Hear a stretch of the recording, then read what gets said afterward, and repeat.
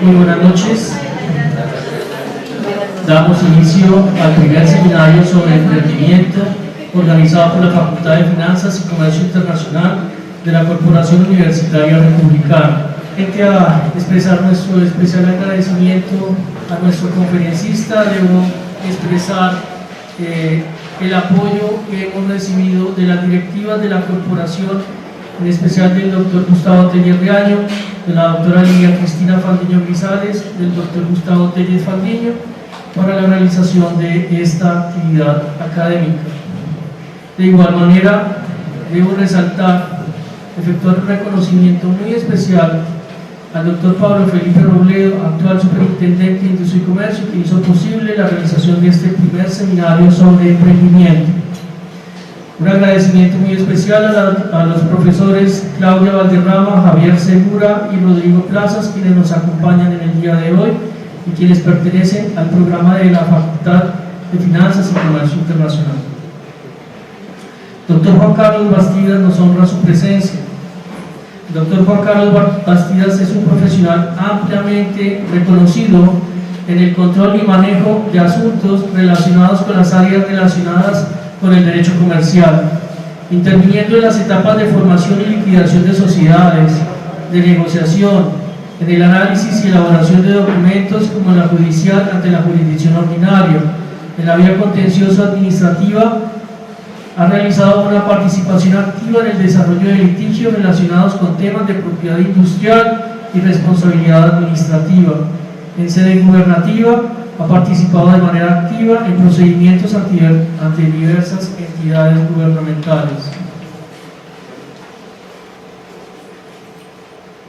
Nuestro conferencista es profesor de la Superintendencia de Industria y Comercio, profesor en los cursos de protección al consumidor, protección a la competencia, propiedad industrial, protección de datos personales y reglamentos técnicos, así como también de metrología legal. Fue coordinador del área de Derecho Patrimonial del Consultorio Jurídico de la Universidad de los Andes. De igual manera, profesor de cátedra de títulos valores en la citada universidad. Es asesor externo del municipio de Tabio, Cundinamarca, y también asesor externo de la gobernación de Cundinamarca. Fue abogado senior de Triana, Uribe y Mikkelsen Limitada en el sector litigio y asesoría jurídica. Doctor Juan Carlos Bastidas, para nosotros es un honor tenerlo en esta Corporación Universitaria Republicana. Esta es su casa de estudios. Le damos la cordial bienvenida. Y cuando usted desee realizar cualquier tipo de conferencias, es bienvenido en esta su casa de estudios. A partir de este momento tiene usted el uso de la palabra. Muy buenas noches. Empiezo agradeciendo por la invitación que nos hiciera la Facultad de Finanzas y Comercio Internacional a través del doctor John Freddy Bustos, invitación hecha por la Corporación Universitaria Republicana para dar esta conferencia. La conferencia que traemos el día de hoy por parte de la Superintendencia de Industria y Comercio está dada por la Delegatura para Asuntos Jurisdiccionales de la Superintendencia de Industria y Comercio. Y al dar esta conferencia, lo primero que debemos saber es qué es la Superintendencia de Industria y Comercio. Y señalamos que la Superintendencia de Industria y Comercio es una entidad de carácter nacional que salvaguarda los derechos de los consumidores, protege la libre y sana competencia, actúa como autoridad nacional de la propiedad industrial y defiende los derechos fundamentales relacionados con la correcta administración de datos personales. Así, conforme a las funciones que es la Superintendencia de Industria y Comercio, tenemos que las funciones de esta entidad son de inspección y vigilancia, de registro y funciones jurisdiccionales propiamente dichas. Dentro de esas funciones de inspección y vigilancia están la de protección al consumidor, protección a la competencia, protección de datos personales, metrología legal y reglamentos técnicos y cámaras de comercio. En el esquema de registro hablamos de que ellos están encargados de todo lo que tiene que ver con el registro de propiedad industrial, y en materia jurisdiccional estamos hablando de acción de protección al consumidor competencia desleal y propiedad industrial. Pero bueno, aquí comenzamos mirando esta presentación y decimos, bueno, ¿todo eso qué es? Entonces debemos señalar que la Superintendencia de Industria y Comercio, como decíamos dentro de la definición, es una entidad de carácter nacional, pero es una entidad de carácter administrativo. O sea, no es una entidad judicial, es de carácter administrativo estrictamente dicho. Y esa entidad como tal, dentro de las funciones administrativas, tiene dos funciones administrativas básicas, que son precisamente la de inspección y vigilancia y la de registro. En la inspección y vigilancia hablamos de protección al consumidor, hablamos de protección a la competencia y también hablamos por parte de registro en propiedad industrial. Las otras también son funciones administrativas, pero cuando ustedes ven las funciones jurisdiccionales, ustedes dirán cuál es la diferencia. Y la diferencia radica en que cuando la Superintendencia de Industria y Comercio está cumpliendo estas funciones, las está cumpliendo de forma administrativa y para lo que tiene que ver con protección al consumidor y protección a la competencia, lo hace para proteger, en materia de protección al consumidor, para proteger a todos los consumidores. Y en materia de protección a la competencia es para proteger el mercado. Cuando hablamos de la materia jurisdiccional, acción de protección al consumidor, ya la superintendencia, por unas funciones jurisdiccionales que le da la ley, ya defiende de forma individual a cada uno de nosotros como consumidores, en los problemas que tengamos de forma individual como consumidores, no como conglomerado, sino como consumidor individual. En tema de competencia desleal, va a proteger precisamente el mercado, la competencia desleal que se esté generando entre competidores de un mercado, pero que se pueda estar haciendo de forma individual, de frente a otro competidor. Ya lo explicaré un poquitico más. Y en el tema de propiedad industrial, en la parte de registro, la Superintendencia de Industria y Comercio se va a encargar de llevar el registro de lo que tiene que ver con patentes y signos distintivos, nuevas creaciones y signos distintivos. Nuevas creaciones, todo lo que tiene que ver con patentes, ¿ya? Y signos distintivos, lo que son marcas, lemas comerciales, enseñas comerciales, nombres comerciales. Pero en materia jurisdiccional, poniéndolo de manera concreta, que son los casos que más se presentan, cuando hay una violación de una marca, en ese caso, cuando se hace la violación de una marca, ya sea básicamente por lo que es copia o por quererse asimilar a una marca, entonces tengo la marca Nike, y entonces me quiero, yo Juan Carlos Bastidas, que no tengo nada que ver con Nike, entonces pongo Nike, pero le pongo otros logos, otros colores, con una letra diferente. Ahí estoy utilizando esa marca y estoy haciendo una violación de marca. En ese caso se está generando una violación de derechos de quien tiene ese registro, esos derechos exclusivos sobre esa marca, y en ese caso se puede generar un proceso judicial que va a darse, pero por vía jurisdiccional, puede ser ante la Superintendencia de Industria y Comercio. Perdón. Y digo que puede ser ante la Superintendencia de Industria y Comercio, porque en este caso, como les digo y les repito, la Superintendencia de Industria y Comercio es una entidad de carácter administrativo que tiene funciones jurisdiccionales por excepción, no por regla, ¿ya? Es decir, que si quisiéramos acudir a nuestro juez ordinario, es decir, al juez normal, al que conocemos, a la jurisdicción ordinaria, para dirimir alguno de estos asuntos, lo podríamos hacer sin ningún problema. Sigamos. Y así, para explicarlo mejor, vamos a señalar que quienes administran justicia en nuestro país, y nos debemos remitir al artículo 116 de nuestra Constitución Política, el cual nos dice: la Corte Constitucional, la Corte Suprema de Justicia, el Consejo de Estado, el Consejo Superior de la Judicatura, la Fiscalía General de la Nación, los tribunales y los jueces administran justicia. También lo hace la justicia penal militar. El Congreso ejercerá determinadas funciones judiciales. Y para nuestros efectos, para la Superintendencia de Industria y Comercio, debemos tener en cuenta el tercer inciso, que nos dice: excepcionalmente la ley podrá atribuir función jurisdiccional en materias precisas a determinadas autoridades administrativas, sin embargo no les será permitido adelantar la instrucción de sumarios ni juzgar delitos.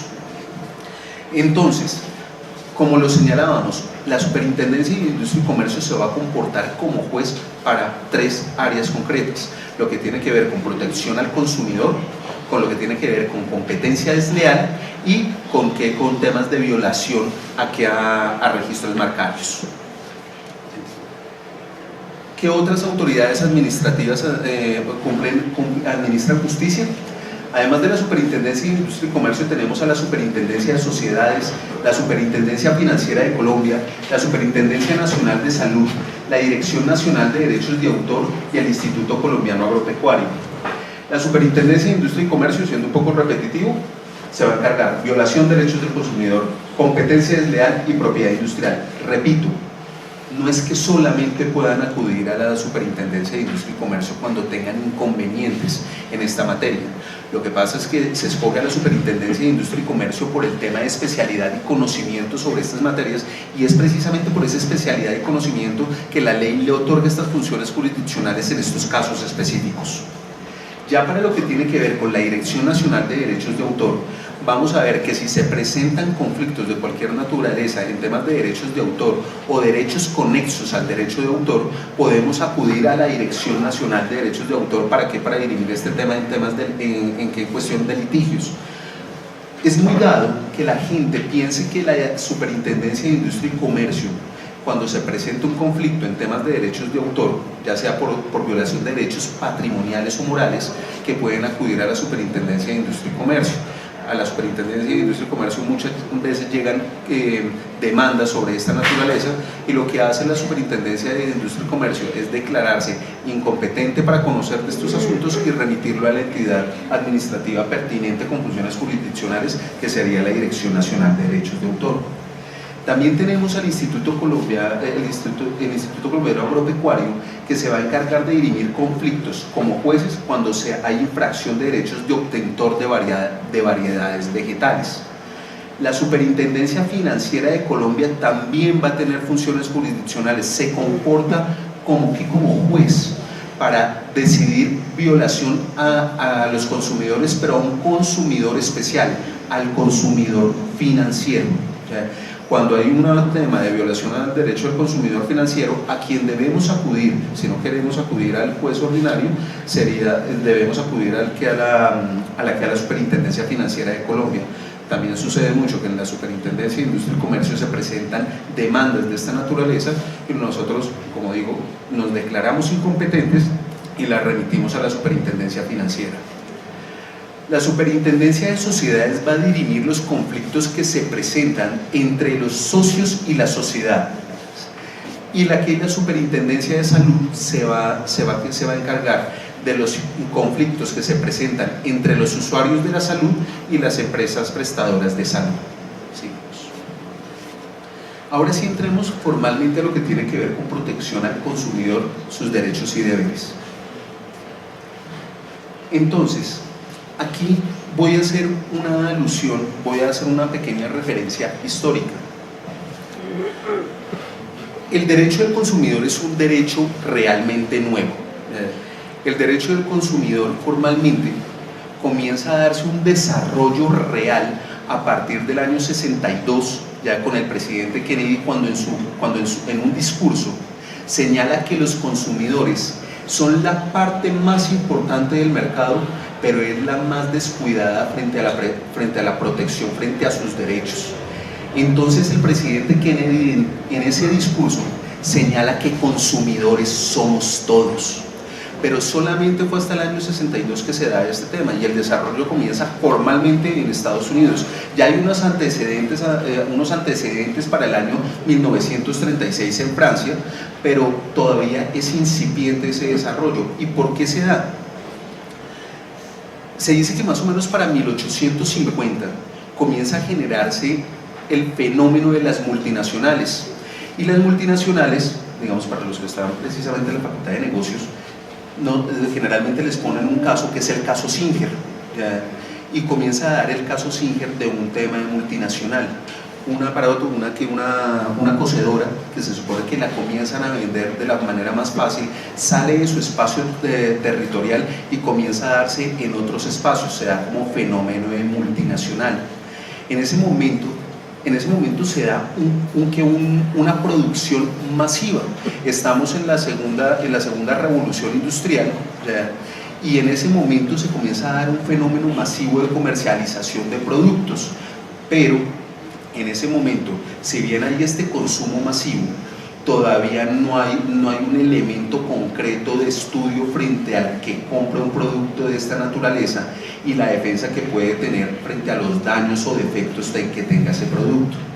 Así va pasando el fenómeno de la multinacional y pasa llegamos hasta la Primera Guerra Mundial, y en la Primera Guerra Mundial todo este consumo masivo lo comienza a generar es el Estado. El Estado es quien tiene la capacidad de generar empresas del Estado con consumo masivo, pero digamos ese consumo masivo se hacía para la producción de ¿qué? Precisamente de lo que tiene que ver con armamento, con alimento para la guerra, con lo que tiene que ver con uniformes. Todo este tema era ese tema, producción masiva, pero todavía no se veía ese consumo masivo, todavía estábamos en el uno a uno. Ya para los años 20, para 1920, comienza precisamente el tema del vehículo y llega Ford y crea un vehículo de consumo masivo, y comienza la guerra con Chevrolet frente a el vehículo Ford, el T1, creo que era que se llamaba. ¿Ya?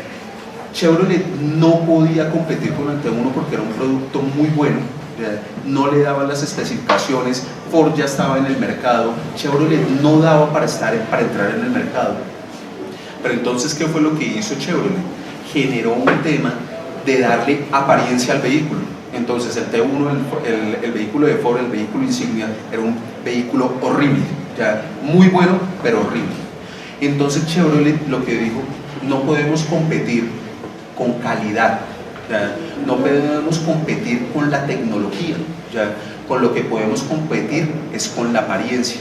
Y comienzan a generar, sí, vehículos buenos, pero bajo un esquema de apariencia, de una apariencia más bonita, que daba mayor facilidad de manejo, y entonces se comienza a competir ya no solamente por el producto, sino por el tema de la apariencia, y comienza a darse un tema de consumo masivo.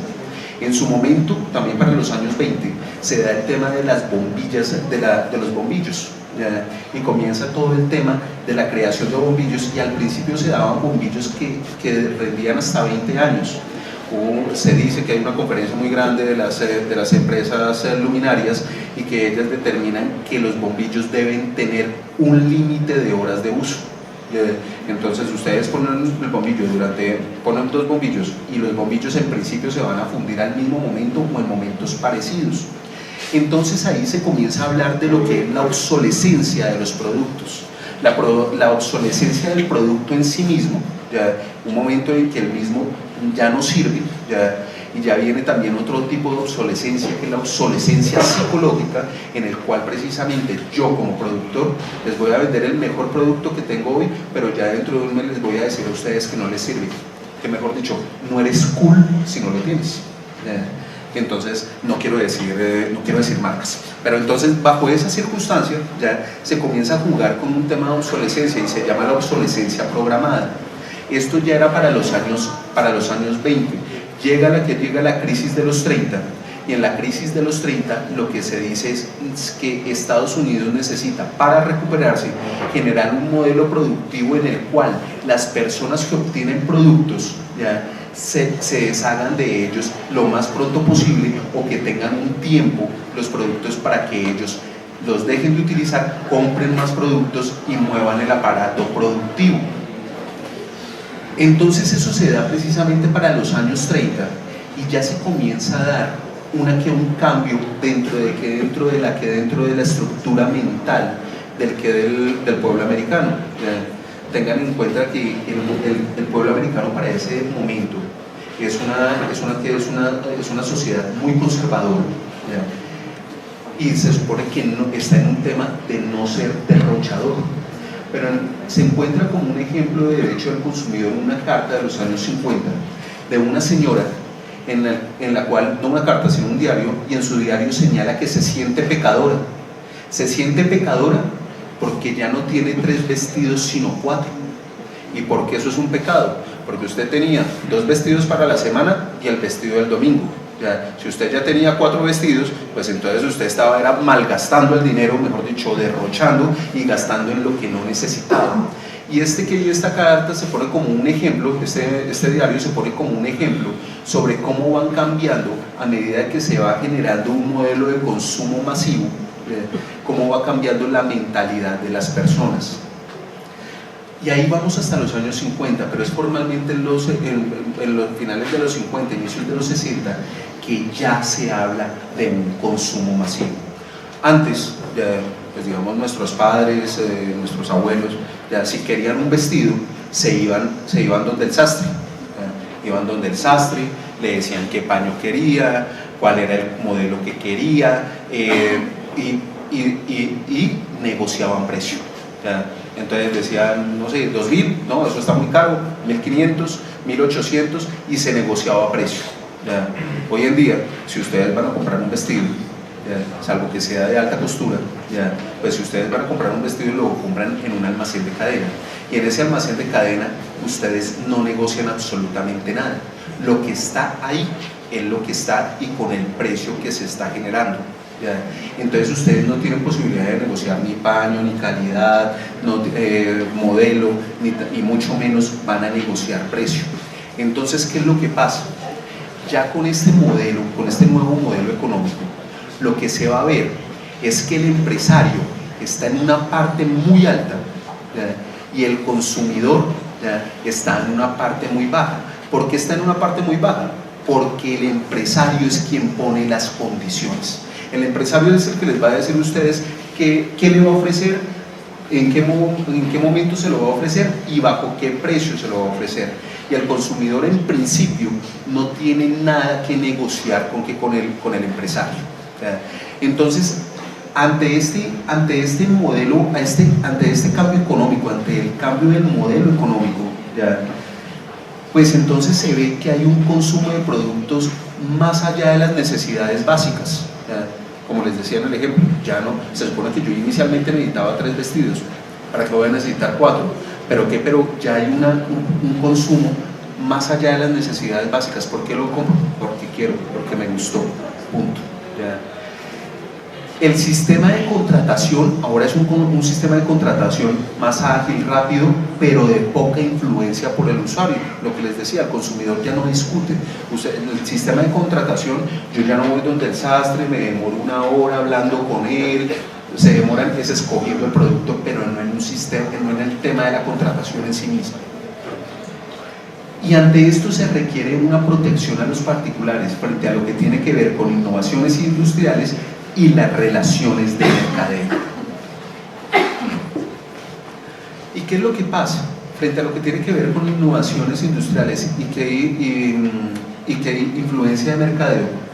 Vamos a encontrar que, no sé, digamos si alguno recuerde que antes, cuando era la Feria del Hogar, para los años 80, aquí en Colombia, yo me acuerdo de un producto que mi mamá,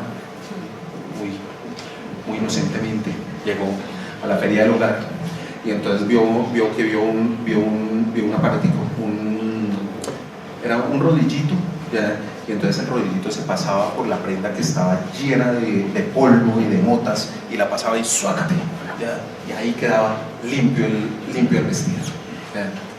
Y entonces ella lo compró muy contenta, porque ya iba a ser más fácil la limpieza, y cuando llega a la casa iba a pasar el aparatico y suácate, no pasó nada, de pronto quedó más sucio, ¿ya? Y entonces, bajo ese esquema, ¿ya? Cuando la persona que adquiría un producto de esta naturaleza iba a hacer el reclamo, y al que se lo había vendido, y el que se lo había vendido simplemente le decía, y todavía se escucha, ay no, es que yo solamente lo vendo, ¿ya? Si quiere vaya y hágale el reclamo a quien lo produce, made in China, ¿ya? Mejor dicho, en ese sentido no se sabe a quién hay que hacerle el reclamo. Hay imposibilidad de identificar al productor, comercializador o distribuidor del producto. No se sabe cuáles son los mínimos de prestaciones para el reclamo. Entonces, se tenía el mismo producto y entonces, es que seguramente usted lo utilizó mal, usted lo dañó, pero sin decirle el porqué, simplemente de esa manera. Es decir, no se sabía cuáles eran los mínimos de prestaciones para el reclamo y no se sabían, en consecuencia, cuáles eran los presupuestos mínimos del producto. Es decir, frente a una reclamación por parte del consumidor, el consumidor lo que carecía era totalmente de información. Es decir, el consumidor no sabía cómo presentar su reclamo ni ante quién presentar su reclamo. Entonces, se observa que se requiere una nueva estructura de mercado que vea el consumo como un fenómeno de masas, regular. Lo siguiente: las relaciones entre particular como consumidor final y los empresarios, la contratación vista bajo el principio de igualdad entre las partes, y en ese sentido mirar lo que tiene que ver con la seguridad de los productos o servicios y la responsabilidad por daños derivados de actos de consumo, el riesgo por productos desde el punto de vista de la información y los mecanismos de protección adecuados a consumidores y usuarios. Entonces, las relaciones entre el particular como consumidor final y los empresarios. Entonces, ¿qué es lo que sucede? Se requiere, ante la diferencia que hay, entre el abismo que hay entre el productor y el consumidor, o entre el comerciante y el consumidor, se requieren unas reglas, se requiere una normatividad que permita igualar al consumidor con el empresario. Y ante eso se genera un principio que se llama el indubio pro consumitorio, que ya lo explicaré, simplemente dejémoslo ahí. Y bajo el esquema de la contratación vista bajo el principio de igualdad entre las partes, ya sea por seguridad de los productos o servicios o responsabilidad por daños derivados de actos de consumo, entonces ya se va a generar una normatividad en la cual se va a señalar precisamente quién es el responsable precisamente por la seguridad de esos productos, de esos productos o servicios. Caso, los juguetes. Entonces ustedes ven que hay juguetes que simplemente se retiran del mercado porque se halla un elemento que puede ser dañino para el niño. Temas, mejor dicho, tienen mercurio o eventualmente son partes peligrosas por el fácil consumo para el niño y un ahogamiento. Ustedes no sé si vieron el tema de las gelatinas, unas gelatinas que eran como en forma de fresa, que se alcanzaron a presentar desgraciadamente problemas porque el niño se la habían tragado y no lo habían podido pasar, y se habían presentado ahogamientos. Entonces, en ese caso se entra precisamente a regular esa parte de contratación. En principio, el padre que tuviera un problema de esta naturaleza no sabría qué hacer, no tiene a quién reclamarle, no tiene nada que decirle.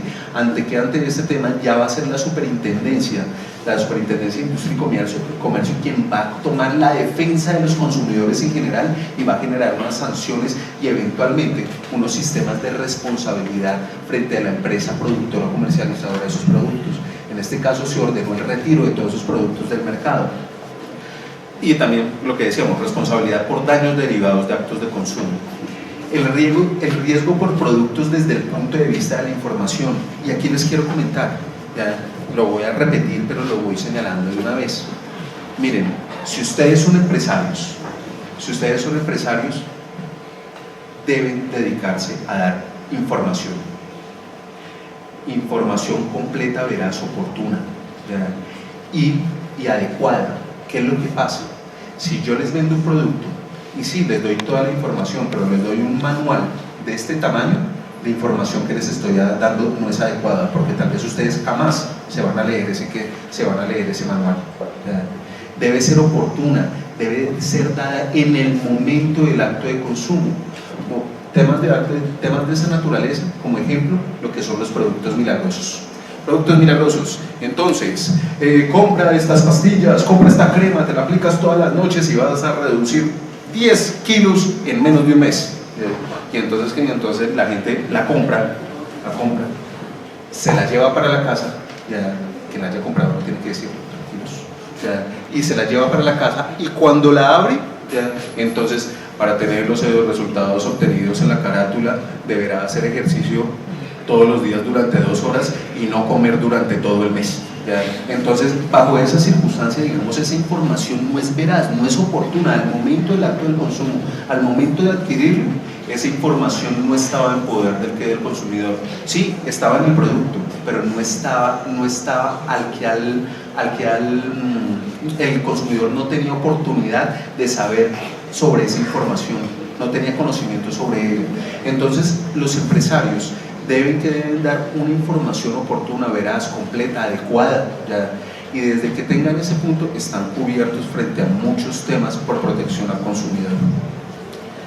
Los mecanismos de protección adecuados a consumidores y usuarios. Los mecanismos de protección adecuados a consumidores y usuarios, muchas veces estamos hablando precisamente de este tipo de charlas en las cuales precisamente se le están señalando a los consumidores y usuarios cuáles son sus derechos y deberes frente al acto de consumo como tal. Definición de derecho del consumo y características. Es un conjunto de normas que tienen como principio objetivo la regulación de los intereses de los particulares cuando estos actúan en el ámbito de las relaciones del mercado con el fin de realizar actividades de carácter privado tendientes a la satisfacción de intereses de carácter personal y sin ánimo lucrativo. Y entonces, si yo les dijera, si yo le digo a Nidia que me venda precisamente su espejo y ella me dice que sí, ¿ya? Y entonces me dice, se lo vendo en 2.000 pesos, y yo le digo, uy, pero qué caro, ¿ya? Le doy 1.000, ella me dice, no, 1.500, ya yo le digo 1.250, llegamos a un acuerdo, se lo compro. Les pregunto a ustedes, ¿ese es un acto de consumo? ¿Quién dice que sí? Levante la mano. ¿Quién dice que no? No sabe, no responde. Entonces, bajo esa circunstancia, ya les digo, no es un acto de consumo. ¿Por qué no es un acto de consumo? Porque estoy frente a Nidia. ¿Nidia es una comerciante? Puede ser que sí, pero digamos en este momento se ve como una comerciante. Está en el mercado. Y precisamente cuando digo aquí, en el ámbito de las relaciones del mercado, ¿ya? Con el fin de realizar actividades de carácter privado tendientes a la satisfacción de intereses de carácter personal y sin ánimo lucrativo. Mejor dicho, debo estar frente a un actor del mercado para, en principio, pensar que hay un acto de consumo. Pero ¿qué es lo que pasa? Si voy entonces al Éxito y están en una promoción, de yogures, entonces los yogures, no sé, son a 2.000, y hoy están a 1.000 pesos. Y entonces me llevo, y digo, uy, ya mi hija consume mucho yogur, entonces me voy a llegar a dar 50 pacas de yogur. ¿Eso es un acto de consumo? ¿Quién dice que sí? Levanten la mano. ¿Quién dice que no? No sabe, no responde, no me comprende. Entonces, ¿qué es lo que sucede? Ese sí es un acto de consumo. ¿Por qué? No importa la cantidad que esté comprando, no importa la cantidad que esté comprando, es precisamente con el fin de realizar actividades de carácter privado tendientes a la satisfacción de intereses de carácter personal y sin ánimo de lucro. Me llevo esas mismas 50, 100 pacas de yogur porque voy a hacer una fiesta, una fiesta para celebrar mi cumpleaños, así soy yo, de yogur. Entonces bajo ese esquema, ¿ese es un acto de consumo?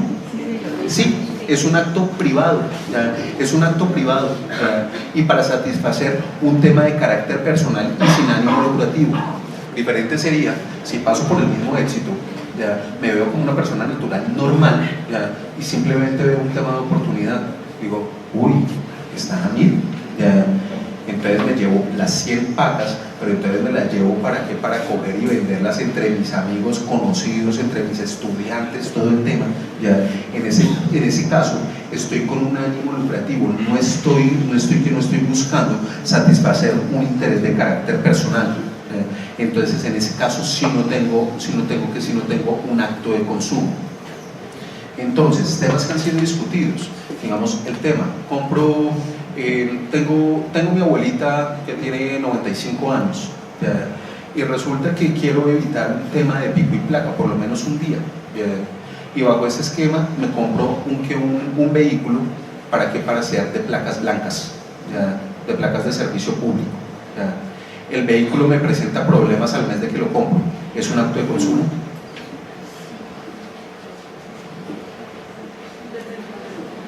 Se supone que lo compré para mi abuelita, Se supone que para transportarla, pero fíjense, digamos, en la línea tan delgada que hay en ese momento, no les voy a decir cómo se resuelve, pero la línea tan delgada, porque es que cuando compro un vehículo de servicio público, se supone que entro en actos de mercado, y se supone que en principio, más allá de mi intención personal, lo que me dice la ley es que se supone que si compro un vehículo de esa naturaleza es para ponerlo a disposición del público, y bajo esa circunstancia estoy no para satisfacer un tema de carácter personal, y se supone que en principio tiene ánimo lucrativo. Si mañana mi abuelita fallece, pues puedo ponerlo a producir. Entonces, bajo ese esquema la línea es muy delgada. Si tengo una empresa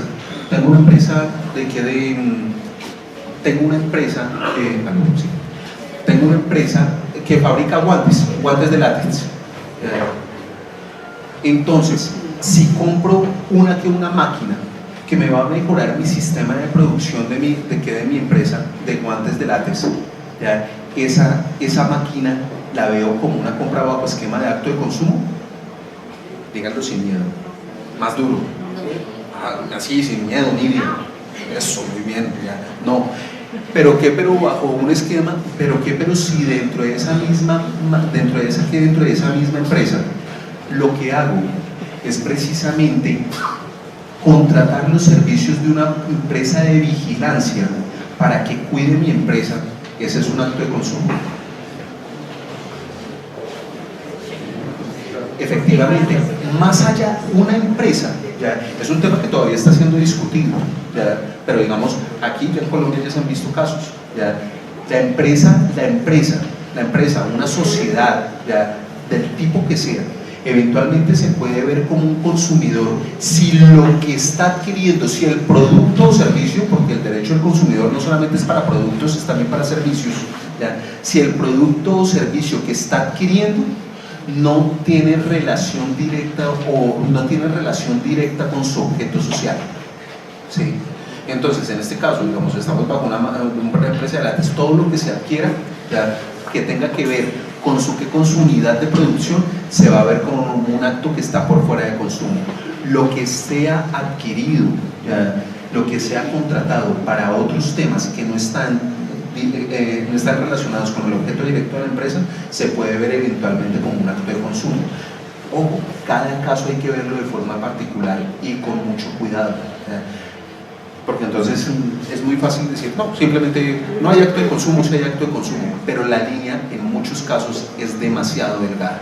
Bueno, entonces así vemos que el derecho del consumo es una respuesta frente a la industrialización masiva que protege al sujeto de los excesos del mercado. En nuestro ámbito se reconoce constitucionalmente en el artículo 78 de la Constitución Política de Colombia, se desarrolla en el decreto 34 de 66 de 1982, en la circular única de la Superintendencia de Industria y Comercio y en la ley 1480 de 2011. La ley 1480, nuestro actual Estatuto del Consumidor. La definición de consumidor, en el estatuto no van a encontrar una definición de consumo como se les dio anteriormente. Lo que van a encontrar es una definición del consumidor conforme al numeral tercero del artículo, o bien ese artículo cuarto, ese artículo quinto, numeral tercero del artículo quinto. Y precisamente dentro del estatuto del consumidor también se va a ver cómo va a haber una intervención estatal con un esquema regulatorio. ¿Para qué? Para generar un tema de protección entre particulares, para ver una protección por asociaciones y el Estado para la salvaguarda de los intereses sociales. ¿Y qué es lo que sucede? Ustedes pueden ver dentro del estatuto que el Estado debe proteger y debe ayudar a que todas las asociaciones de consumidores tengan algún apoyo. Ustedes van a ver en muchos municipios de nuestro país que en las alcaldías, si llega alguien a decir que está generando una asociación, que tiene una asociación de protección al consumidor, se les genera un espacio dentro de la alcaldía para que esté precisamente la asociación. La superintendencia en muchos casos los apoya, digamos, con imagen, con temas de capacitación, de guía. ¿Por qué? Porque el Estado va a propender porque haya una debida educación frente a lo que tiene que ver con protección al consumidor. Entonces, permíteme un momento.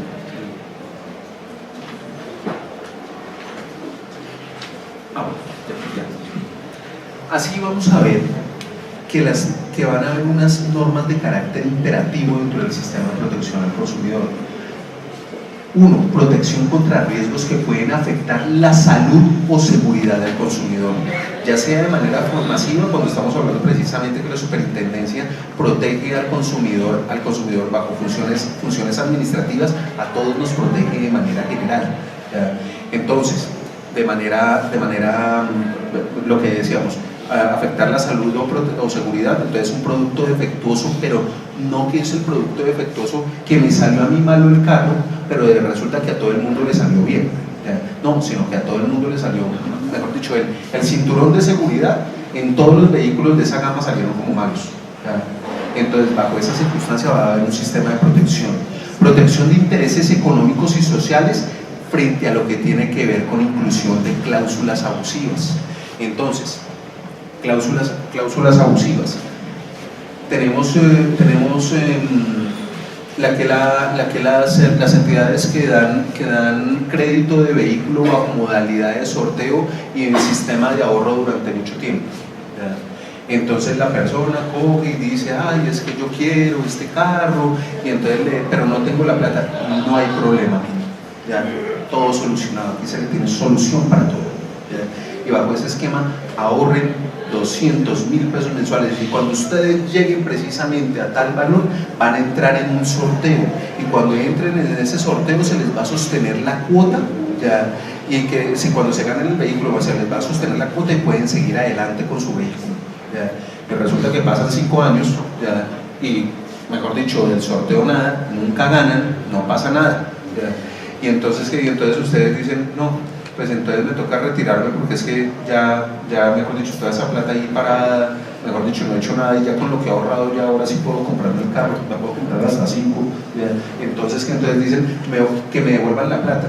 Aquí estoy diciendo, digamos, estoy exagerando los temas, 5 años, puede ser una sola cuota, pueden ser varias. Y resulta que cuando el consumidor decide solicitar la devolución de su dinero, entonces la entidad le dice, listo, te vamos a devolver tu dinero, pero entonces menos la cláusula de sanción de tanto, menos los intereses, menos papelería, entonces ahorraste 50 millones de pesos, pero te vamos a devolver 15 porque hay todos esos descuentos, además te estás retirando antes de tiempo, entonces es un incumplimiento del contrato, usted sí es el colmo, y agradezca que no lo demande.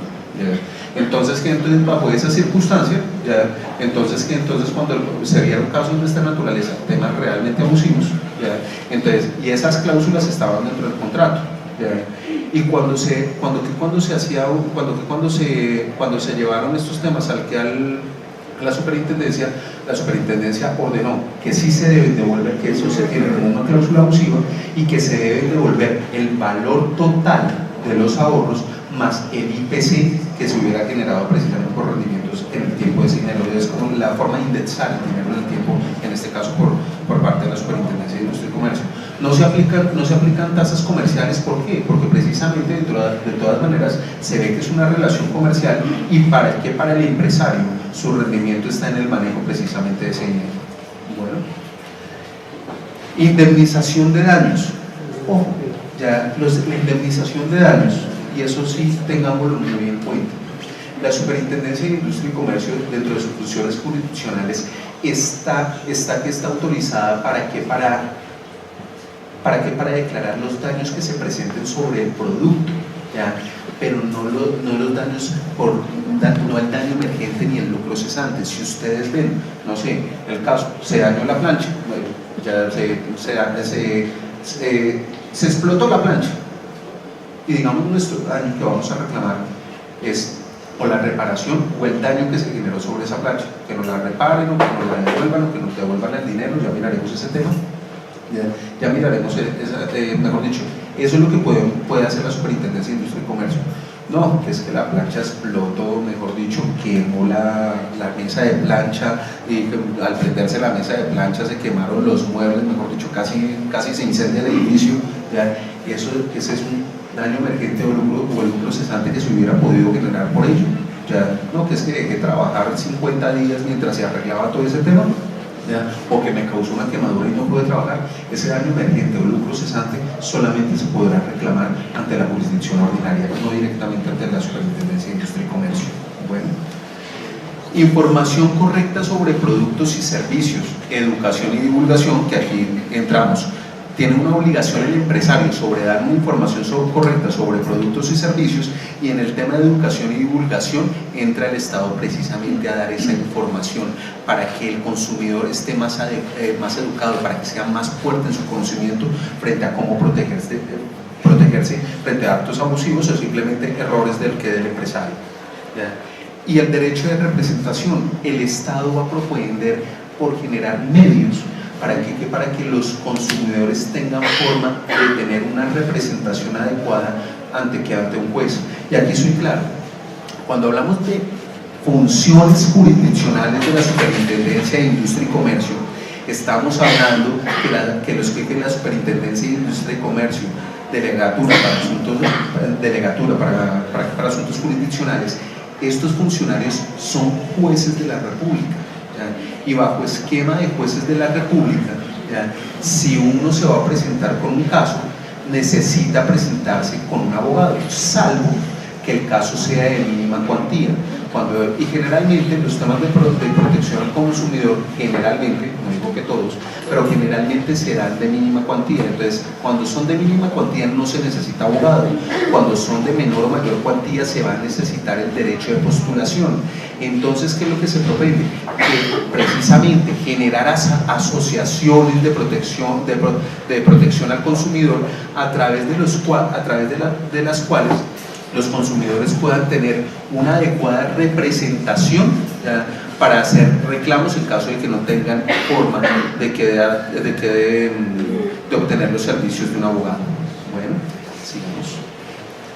Debemos tener en cuenta que el derecho del consumidor es un derecho interdisciplinario. Sí, está nuestro estatuto de protección al consumidor, pero las reglas de responsabilidad ya las podemos tomar tanto del Código Civil como del Código Comercio. Temas sobre procedimiento, entonces está nuestro Código General del Proceso, y toda la normatividad que se pueda aplicar a un caso concreto no está limitada exclusivamente a lo que señale nuestro Estatuto de Protección al Consumidor, sino que se puede acudir a la diferente normatividad y también a las diferentes especialidades profesionales que nos puedan ayudar a determinar si hay o no hay una violación de derecho al consumidor. Y aquí, prevalencia del principio proconsumatorio. Entonces, como les decía, hay un abismo de diferencia entre el empresario y el consumidor. ¿Y cómo hacemos para igualar al consumidor y al empresario? ¿Ya? Para que estén en igualdad de condiciones en el momento de tener una discusión. ¿Ya? Para eso se genera el principio proconsumatorio. Y ese principio proconsumatorio se refiere a que cualquier duda se va a resolver en favor del consumidor. ¿Ya? Entonces, si hay una queja y el empresario no hace una buena defensa de su tema, pero todavía de todas maneras no está totalmente claro cuál es su responsabilidad, y el consumidor tampoco logró probar la responsabilidad del empresario, pero el empresario dejó una duda frente a su responsabilidad, esa duda se va a resolver en favor del empresario. Entonces, precisamente ese es el principio proconsumatorio. ¿Y por qué? Porque vamos a ver que los indubios, las dudas que favorecen a X grupo o a X persona, se va a resolver precisamente por lo que tiene que ver, viéndose la debilidad de la persona, la debilidad de la persona en un juicio concreto. Entonces vamos a ver que el consumidor siempre está en circunstancia de debilidad. Entonces, se me daña el celular, entonces bajo el esquema del celular y estoy en periodo de garantía, hago el reclamo y entonces digo, yo no tengo por qué saber que el que se dañó fue el circuito 4Z521-3 que está comercializado de tal manera. Yo no tengo forma de determinar eso. Entonces, si bien cuando presento la queja ante el comerciante debe ser una queja completa. Ya, no puedo llegar hasta, el comerciante no me puede exigir un nivel de especialidad y de conocimiento tal que me impida hacer el reclamo, sino que por el contrario, precisamente las dudas se van a resolver en favor del consumidor. Bueno, debe haber compatibilidad con el ordenamiento jurídico, y eso es precisamente cuando tenemos y lo que tiene que ver con el complemento normativo. Ya, siempre que acudimos precisamente al Estatuto del Consumidor y vamos a acudir a otras normatividades, debemos verificar que haya una compatibilidad en el ordenamiento y en el complemento normativo que escogemos para resolver nuestro caso. Sigamos, por favor. Entonces, aquí les voy a nombrar de forma muy rápida. Derechos del consumidor: derecho a recibir productos de calidad con las condiciones de la garantía legal, las que se ofrezcan y las habituales del mercado. Entonces, hay productos que tienen una garantía señalada. Entonces, compro, no sé, una corbata. Entonces, la corbata, dentro de la factura me están señalando que tiene 2 meses de garantía. Listo, esa es la garantía.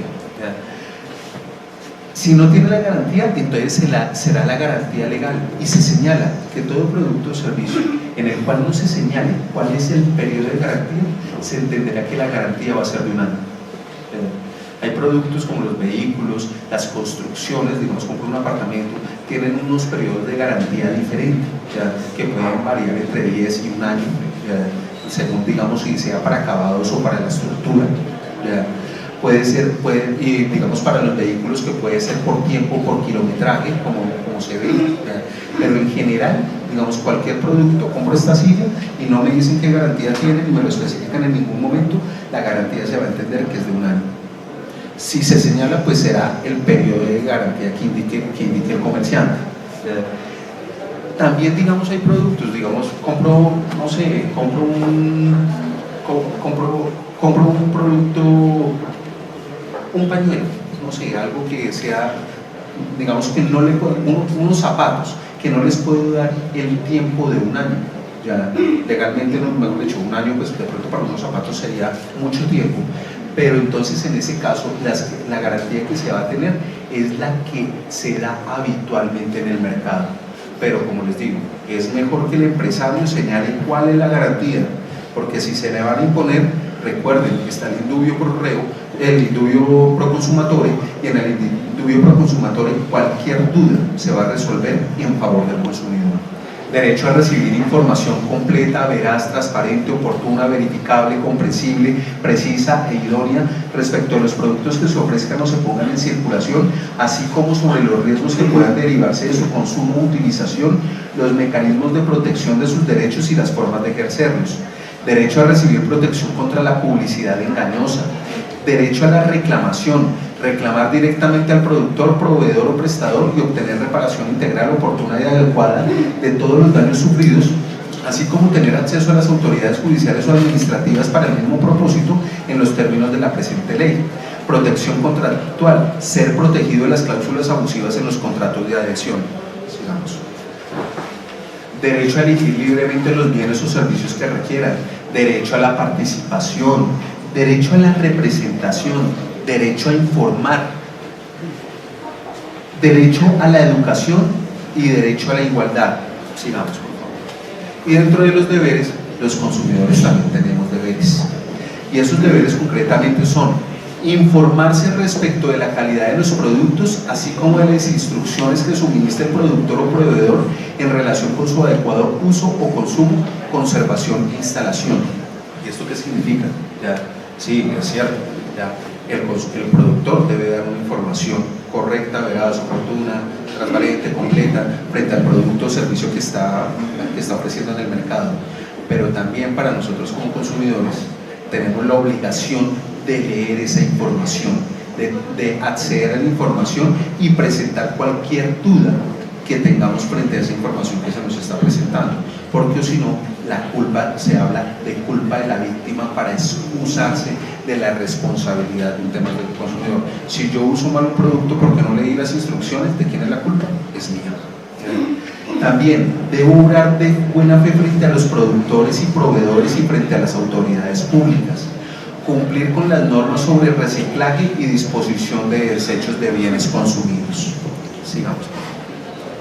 Entonces, función jurisdiccional de la Superintendencia de Industria y Comercio, acción de protección al consumidor propiamente dicha. Sigamos. Entonces, ¿cómo se protegen los derechos de los consumidores?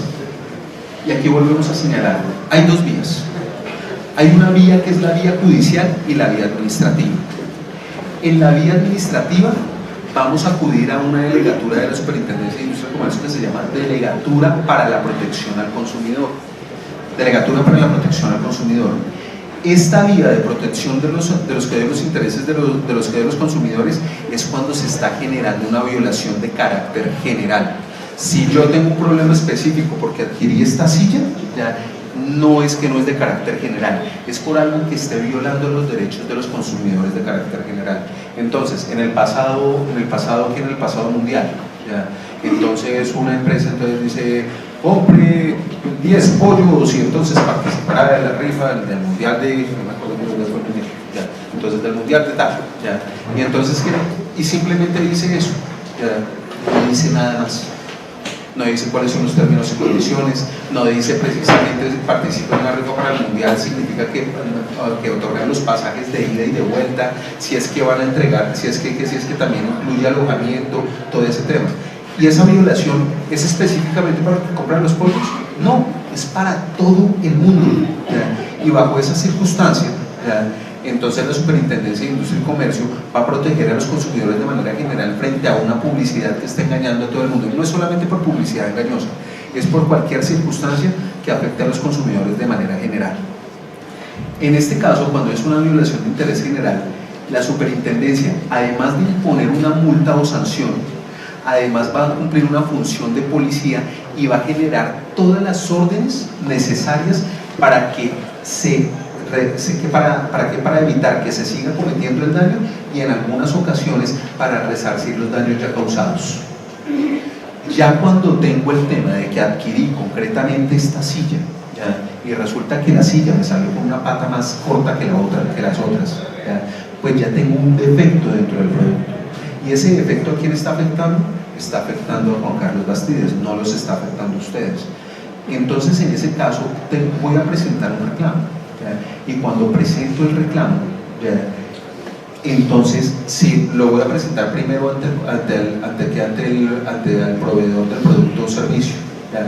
Si no me satisface lo que me está diciendo el proveedor del producto o servicio, pues presentaré una demanda judicial, y esa demanda la voy a presentar, si es ante la Superintendencia de Industria y Comercio, la presentaré ante la Delegatura para Asuntos Jurisdiccionales, y ahí se va a obtener una sentencia en la que eventualmente sancionarán al empresario.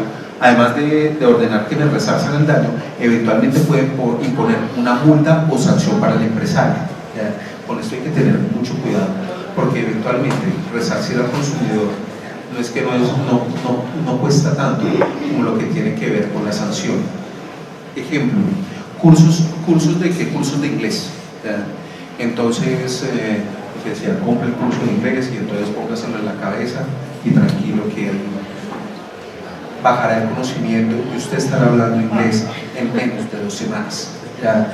Y además y se lo vendían como clases de inglés, pero lo que realmente le estaban dando era eventualmente una tutoría, ¿ya? Una tutoría, y esas tutorías eventualmente no se podían acceder, todo este tema. La persona, el que había adquirido el producto, presentaba su reclamo, le ordenaban la devolución del dinero, lo que costara el curso, que eventualmente, no sé, oscilaba entre 350 y 2 millones de pesos, ¿ya? Para el empresario devolver ese tema.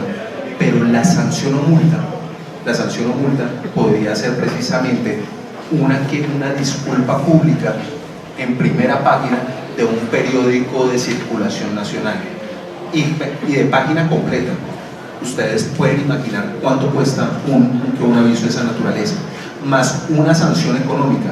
Todo ese tema eventualmente podría costar 100, 120 millones de pesos en la sola sanción. Lo que se le tenía que devolver al consumidor realmente era muy poco, ¿ya? Pero la sanción, divinamente una sanción de esa naturaleza puede sacar a un empresario del mercado. Por eso también hay que tener mucho cuidado, y ya que estamos en un foro de emprendimiento, entonces tengan cuidado, porque precisamente arriesgarse con temas inadecuados puede generar unos riesgos que un emprendimiento lo quiebra, mejor dicho, nace quebrado con un mal manejo por temas de protección al consumidor. Sigamos, por favor. Entonces, ¿qué es un asunto jurisdiccional? Un asunto jurisdiccional es básicamente aquel que inicia con una demanda. Y como es una demanda, va a haber un demandante y un demandado. El demandante siempre va a ser el consumidor final y el demandado va a ser el proveedor o productor del producto o servicio. Es decir, el demandado siempre va a ser un empresario y el demandante siempre va a ser un consumidor. Bueno, sí. En esa acción de protección al consumidor se comprende ciertos asuntos. La vulneración de los derechos del consumidor por la violación directa de las normas sobre protección a consumidores y usuarios. La aplicación de las normas de protección contractual contenidas en el Estatuto del Consumidor y en normas especiales. La efectividad de la garantía. La reparación de los daños causados a los bienes en la prestación de servicios que suponen su entrega. Y la reparación de los daños originados por publicidad e información engañosa. ¿Este tema está claro? ¿Sí? ¿Y qué significa la reparación de los daños causados a los bienes en la prestación de servicios que suponen su entrega? Sería como la indemnización que puede recibir la persona cuando presenta una reclamación y puede aceptar su digamos, nos dice Nidia que es cuando precisamente se presenta un reclamo y digamos el reclamante recibe una solución frente a la misma. Ahí estaríamos hablando en general de cualquier queja por protección al consumidor, pero si hablamos de la vulneración de los derechos del consumidor por la violación directa de las normas sobre protección a consumidores y usuarios, entonces hay normas,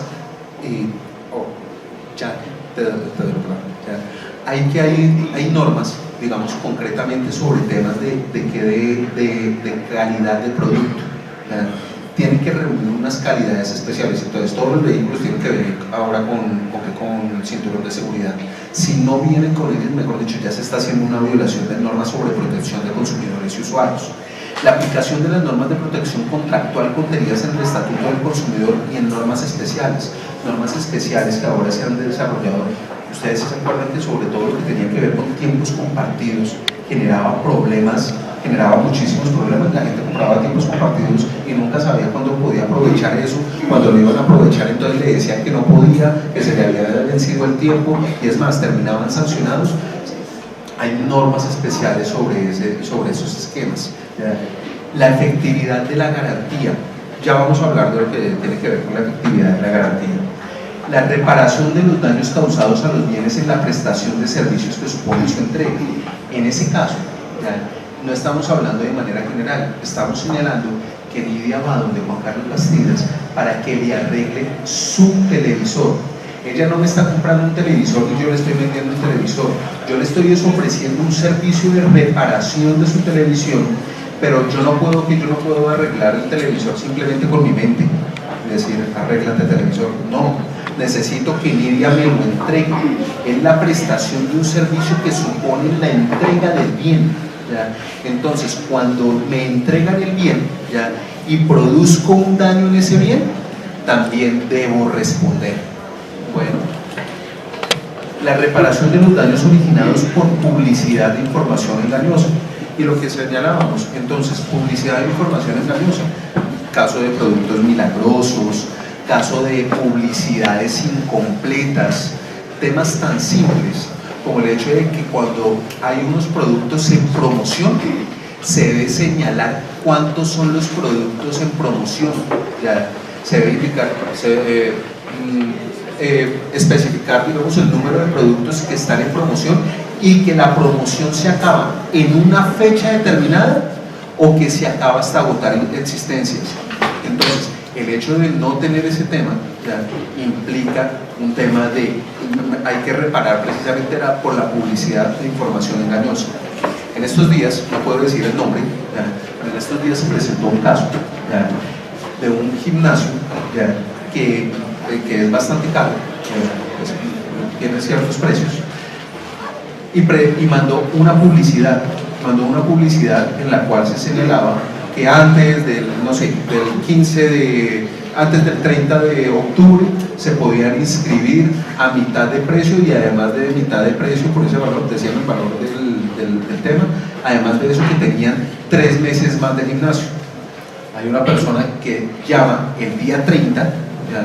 Y el día 30 le dicen, no, qué pena, pero es que no, mejor dicho, llamaron tan rápido que eso se acabó rapidísimo, ya se agotaron los cupos, y la persona dice, pero aquí no me está diciendo cuántos precisamente son los cupos, y no me está diciendo que, tampoco, por el contrario, no me está diciendo una fecha exacta, y no me está diciendo precisamente hasta agotar existencias.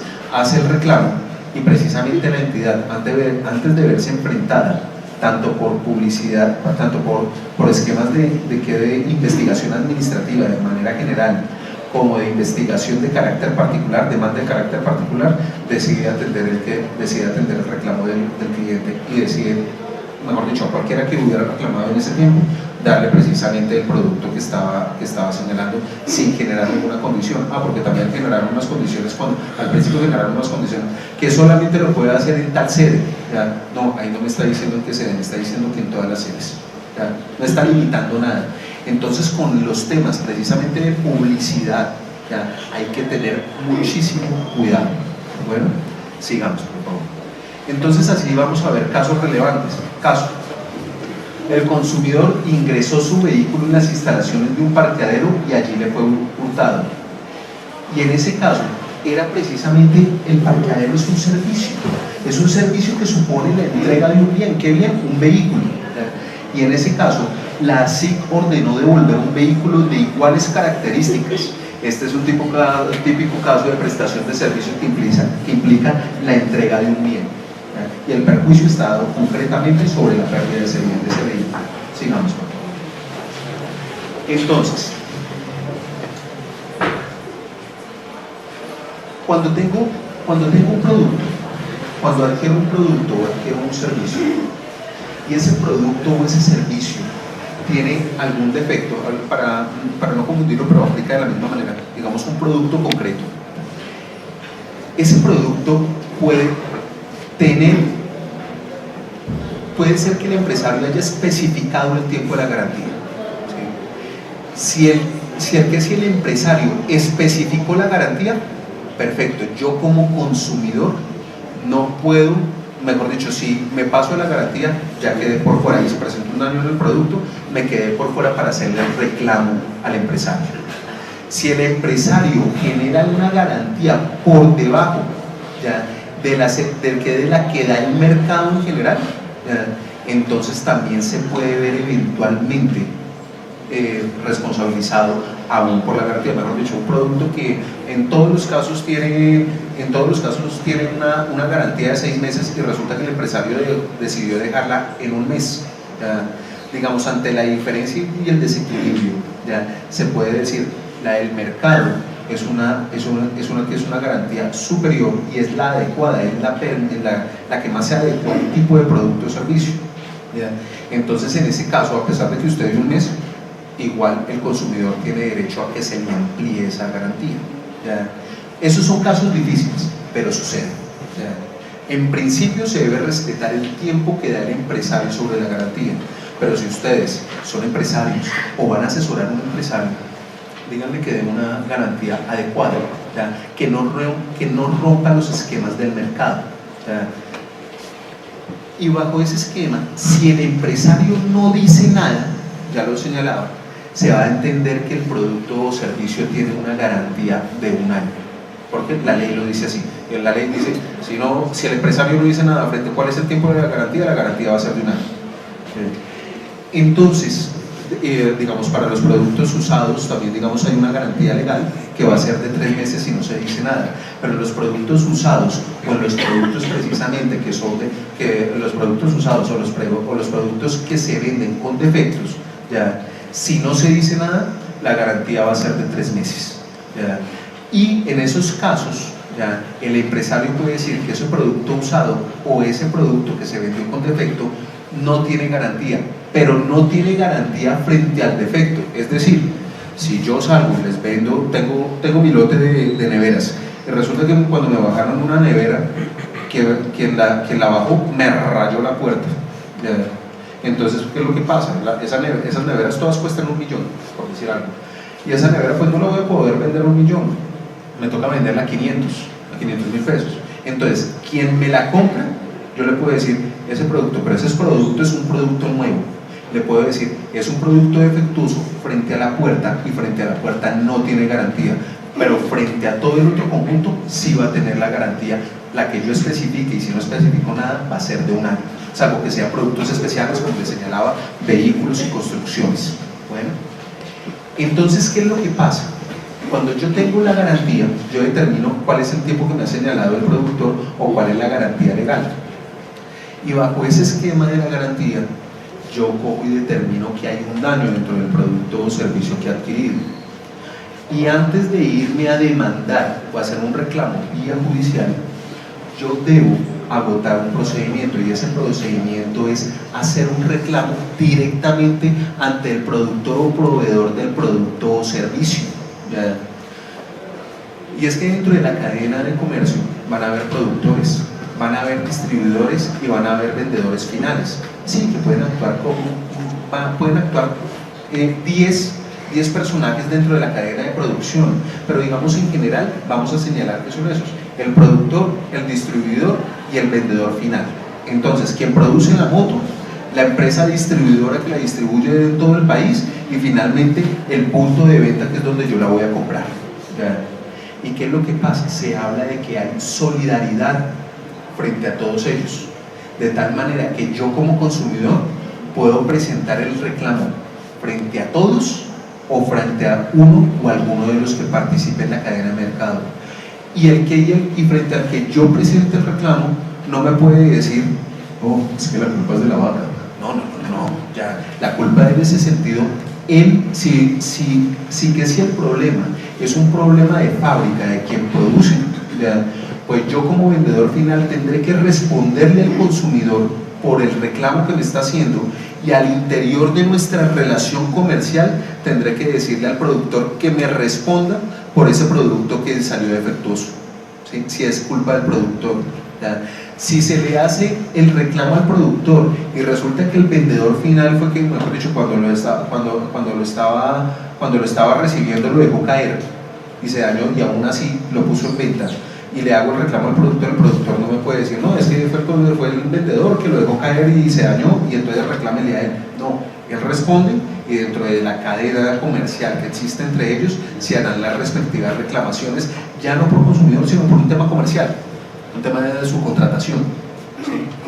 Entonces, yo como consumidor voy a hacer el reclamo dentro del periodo de la garantía, lo debo hacer dentro del periodo de la garantía. ¿Ya? Y cuando hago ese reclamo de periodo de la garantía, pues lo debo hacer directamente, como le digo, ante el productor o proveedor del producto o servicio, y voy a presentar un reclamo, y ese reclamo puede ser escrito o verbal ante el productor o proveedor del servicio. En caso de que no se me atienda ese reclamo, puedo acudir precisamente a la demanda. Bueno, pero vamos al reclamo. Entonces, presento el reclamo. Es deber de todo productor, ¿ya?, o proveedor de un producto o servicio, ¿ya?, recibir el reclamo, ¿ya? Si no recibe el reclamo, ustedes pueden dejar constancia de ello, ¿ya? ¿Cómo dejan constancia? De diferentes maneras, pero pueden irse simplemente, ustedes van a presentar el reclamo con 2 amigos, ya apenas, vamos, que tengo que hacer un reclamo, entonces los amigos van, porque así son, y entonces van, y entonces se van a la notaría, ya, se van a la notaría y señalan, presente un reclamo, y dejan, digamos, ahí el esquema de testigos, dejan la constancia de que se presentó un reclamo. ¿Para qué? Para dejar la fecha en la cual está presentando el reclamo, ya, porque recuerden que lo deben presentar dentro del periodo de garantía. Entonces, si la garantía es de 3 meses y hoy es el último día del tercer mes, no esperen para mañana para ir a la notaría, dejen la constancia al día de hoy, porque precisamente se debe dejar la constancia de que se presenta el reclamo dentro del periodo de la garantía. Si se presenta de forma verbal y ustedes son empresarios, deben tener formatos para recibir precisamente ese reclamo. Mejor dicho, no es simplemente verbal. Sí, se les recibió el reclamo verbal. No, ustedes sacan su formato, por favor, llenen su formato. Para el empresario que no tenga estas formalidades, eventualmente puede haber una sanción por violación de derechos del consumidor, ¿ya? Por no tener los formatos para recibir este tipo de sanciones, ¿ya? Para este tipo de reclamos. Si es verbal, ya yo como empresario puedo recibir, digamos, no verbal, perdón, sino vía telefónica, debo tener sistemas de grabación para recibir precisamente ese tipo de quejas. Si no tengo ese sistema, debo hacer, mejor dicho, debo generar un formato escrito para que se presente ese reclamo. Cualquier tema, digamos, frente al traslado de bienes, porque por reclamo debe ser asumido por el empresario. Los costos de transporte deben ser asumidos por el empresario. Una vez recibido el reclamo, el empresario tiene 15 días para dar respuesta.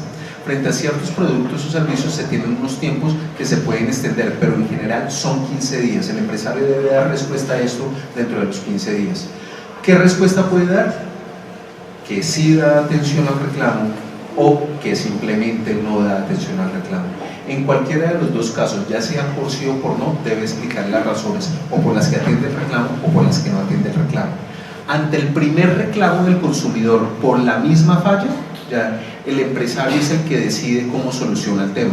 Es decir, yo le reparo el producto, yo se lo cambio o yo le devuelvo el dinero. Yo, empresario, tengo esa potestad. Ante el reclamo por la misma falla, ya, si hay un segundo reclamo por la misma falla, es el consumidor el que decide cómo le debe reparar.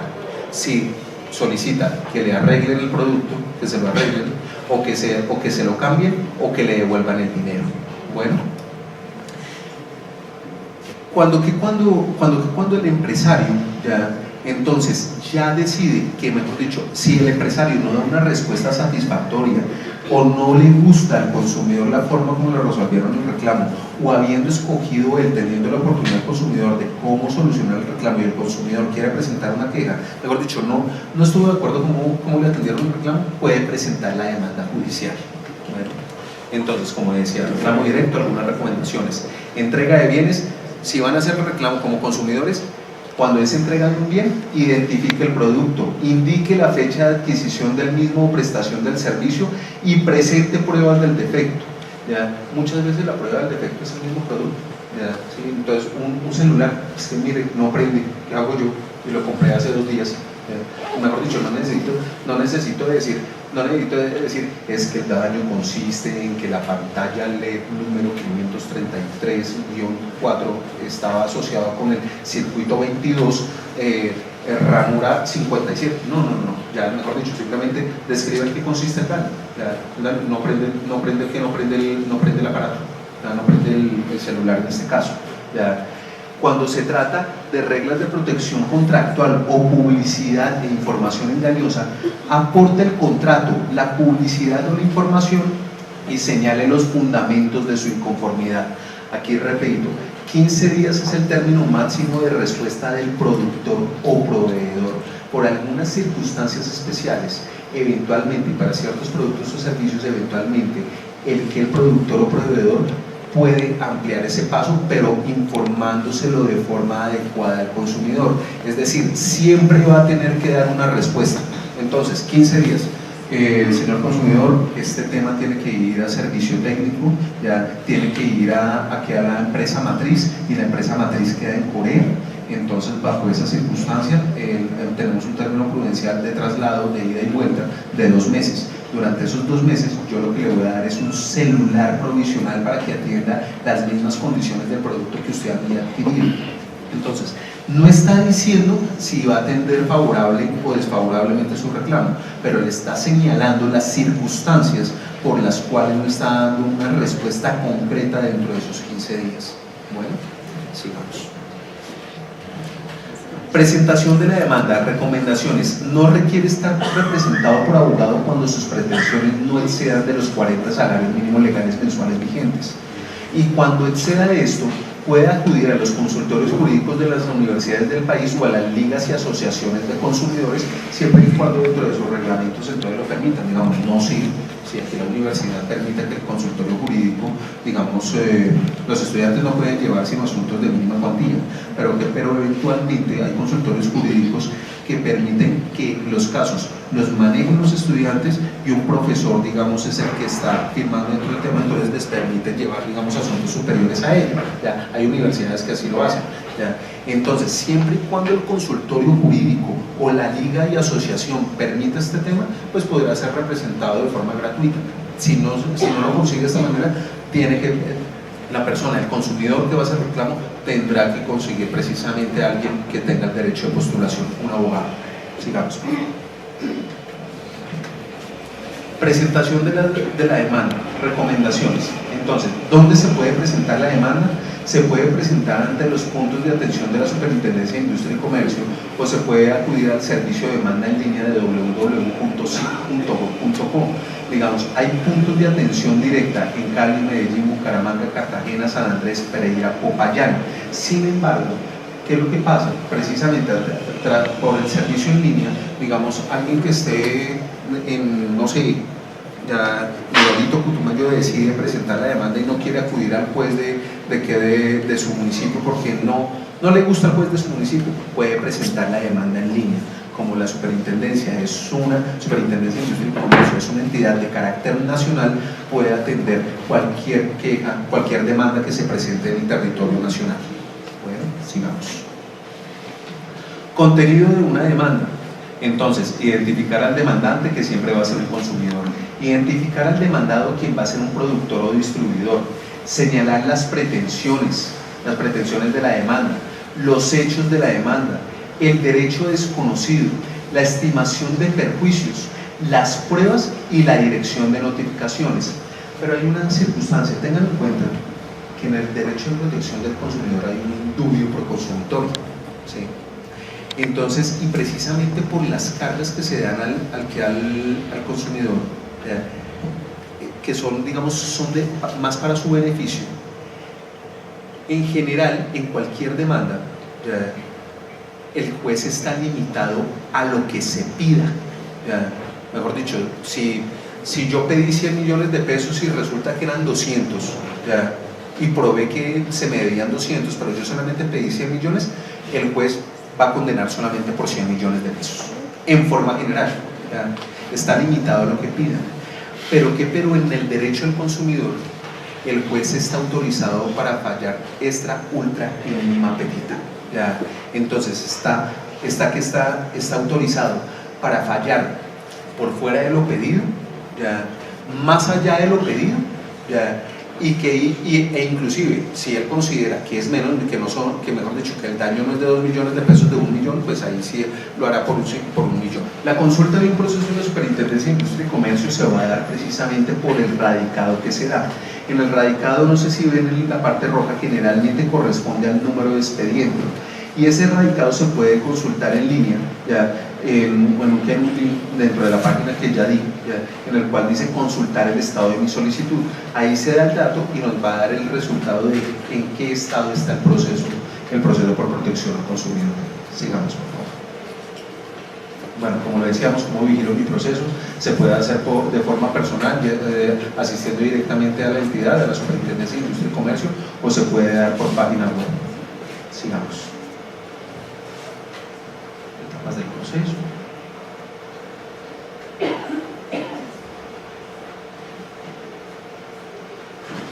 Yo sé que hay abogados, pero en general lo presento porque el público es diverso. Entonces, pues estudiantes de Derecho. Las etapas del proceso: vamos a presentar primero la demanda. Luego de presentar la demanda, la superintendencia va a determinar si admite, inadmite o rechaza precisamente la demanda.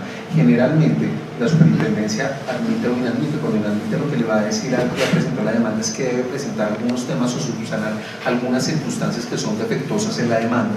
Luego de que se admite la demanda, se va a dar una notificación al demandado. Generalmente, como el demandado es empresario y estos empresarios generalmente son constituidos, la notificación se va a hacer inclusive vía correo electrónico.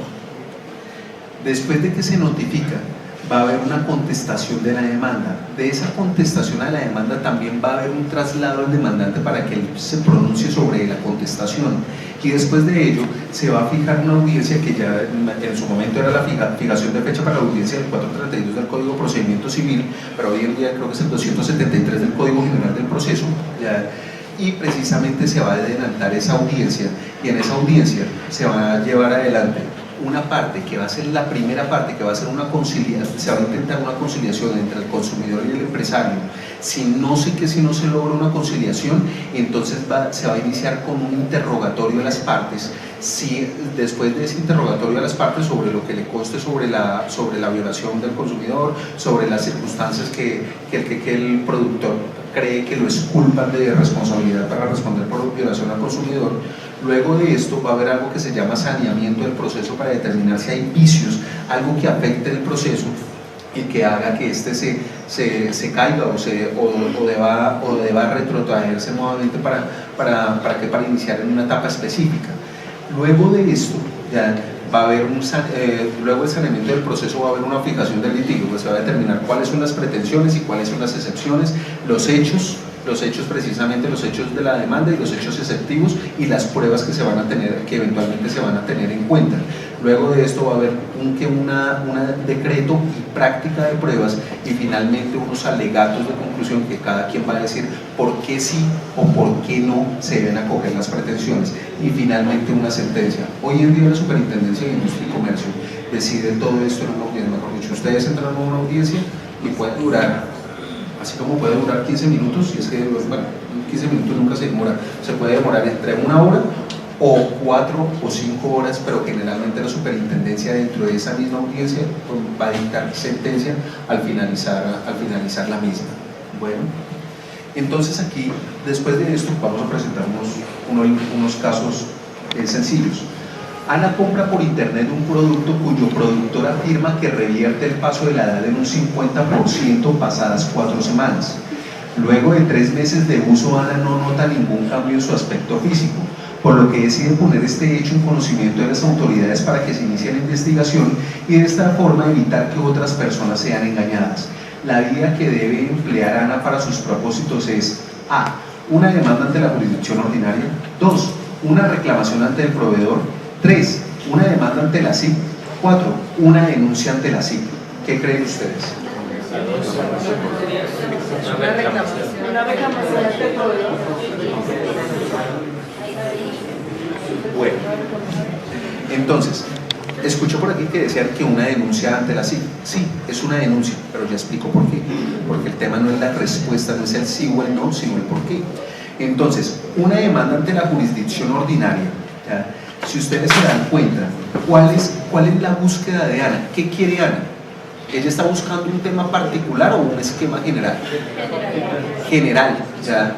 Entonces ella no quiere precisamente un tema que le devuelvan su dinero o que le respondan por algún daño, no. Ella quiere, digamos, proteger a todo el mundo que no siga siendo engañado por este tema. Entonces, bajo esta circunstancia no va a ser una demanda ante la jurisdicción ordinaria. Como no quiere algo particular, cuando se quiere algo particular es que debo iniciar con la reclamación inicial ante el proveedor, pero en este caso es de carácter general, no necesito iniciar la reclamación ante el proveedor. Una demanda ante la SIC, entonces tampoco, lo mismo, mejor dicho. Recuerden, no es necesario, no es exclusivo que, mejor dicho, tengo un problema de protección del consumidor, tengo que ir a la Superintendencia de Industria y Comercio. No, lo que pasa es que yo le recomiendo a la Superintendencia de Industria y Comercio que por especialidad y conocimiento les puede dar, digamos, un mejor tratamiento a estos casos. Pero si ustedes consideran que es mejor acudir ante la jurisdicción ordinaria, también presentan una demanda. Pero digamos, en este caso la demanda se sale. Como lo que quiere Ana es proteger al público en general, lo que va a hacer es presentar una denuncia ante la Superintendencia de Industria y Comercio para que proteja los intereses generales de los consumidores. Sigamos. Gabriel entrega a una lavandería 5 cortinas para que sean lavadas, aclarando que una de ellas presenta desperfectos. Al reclamarlas encuentra 3 cortinas rotas, por lo que procede a hacer el reclamo, manifestando la administradora de la lavandería que no puede hacer nada al respecto. Gabriela ante esta situación puede: 1. Solicitar a la lavandería devolución del dinero pagado por la prestación del servicio. 2. Solicitar a la lavandería la reparación de las 2 cortinas que entregó en buen estado. 3. Presentar una demanda ante la superintendencia en la que solicita el pago de los perjuicios ocasionados ante la negativa de la lavandería, lo cual se traduce en el pago del valor de las 3 cortinas. 4. Todas las anteriores según su elección. ¿Qué opinan ustedes?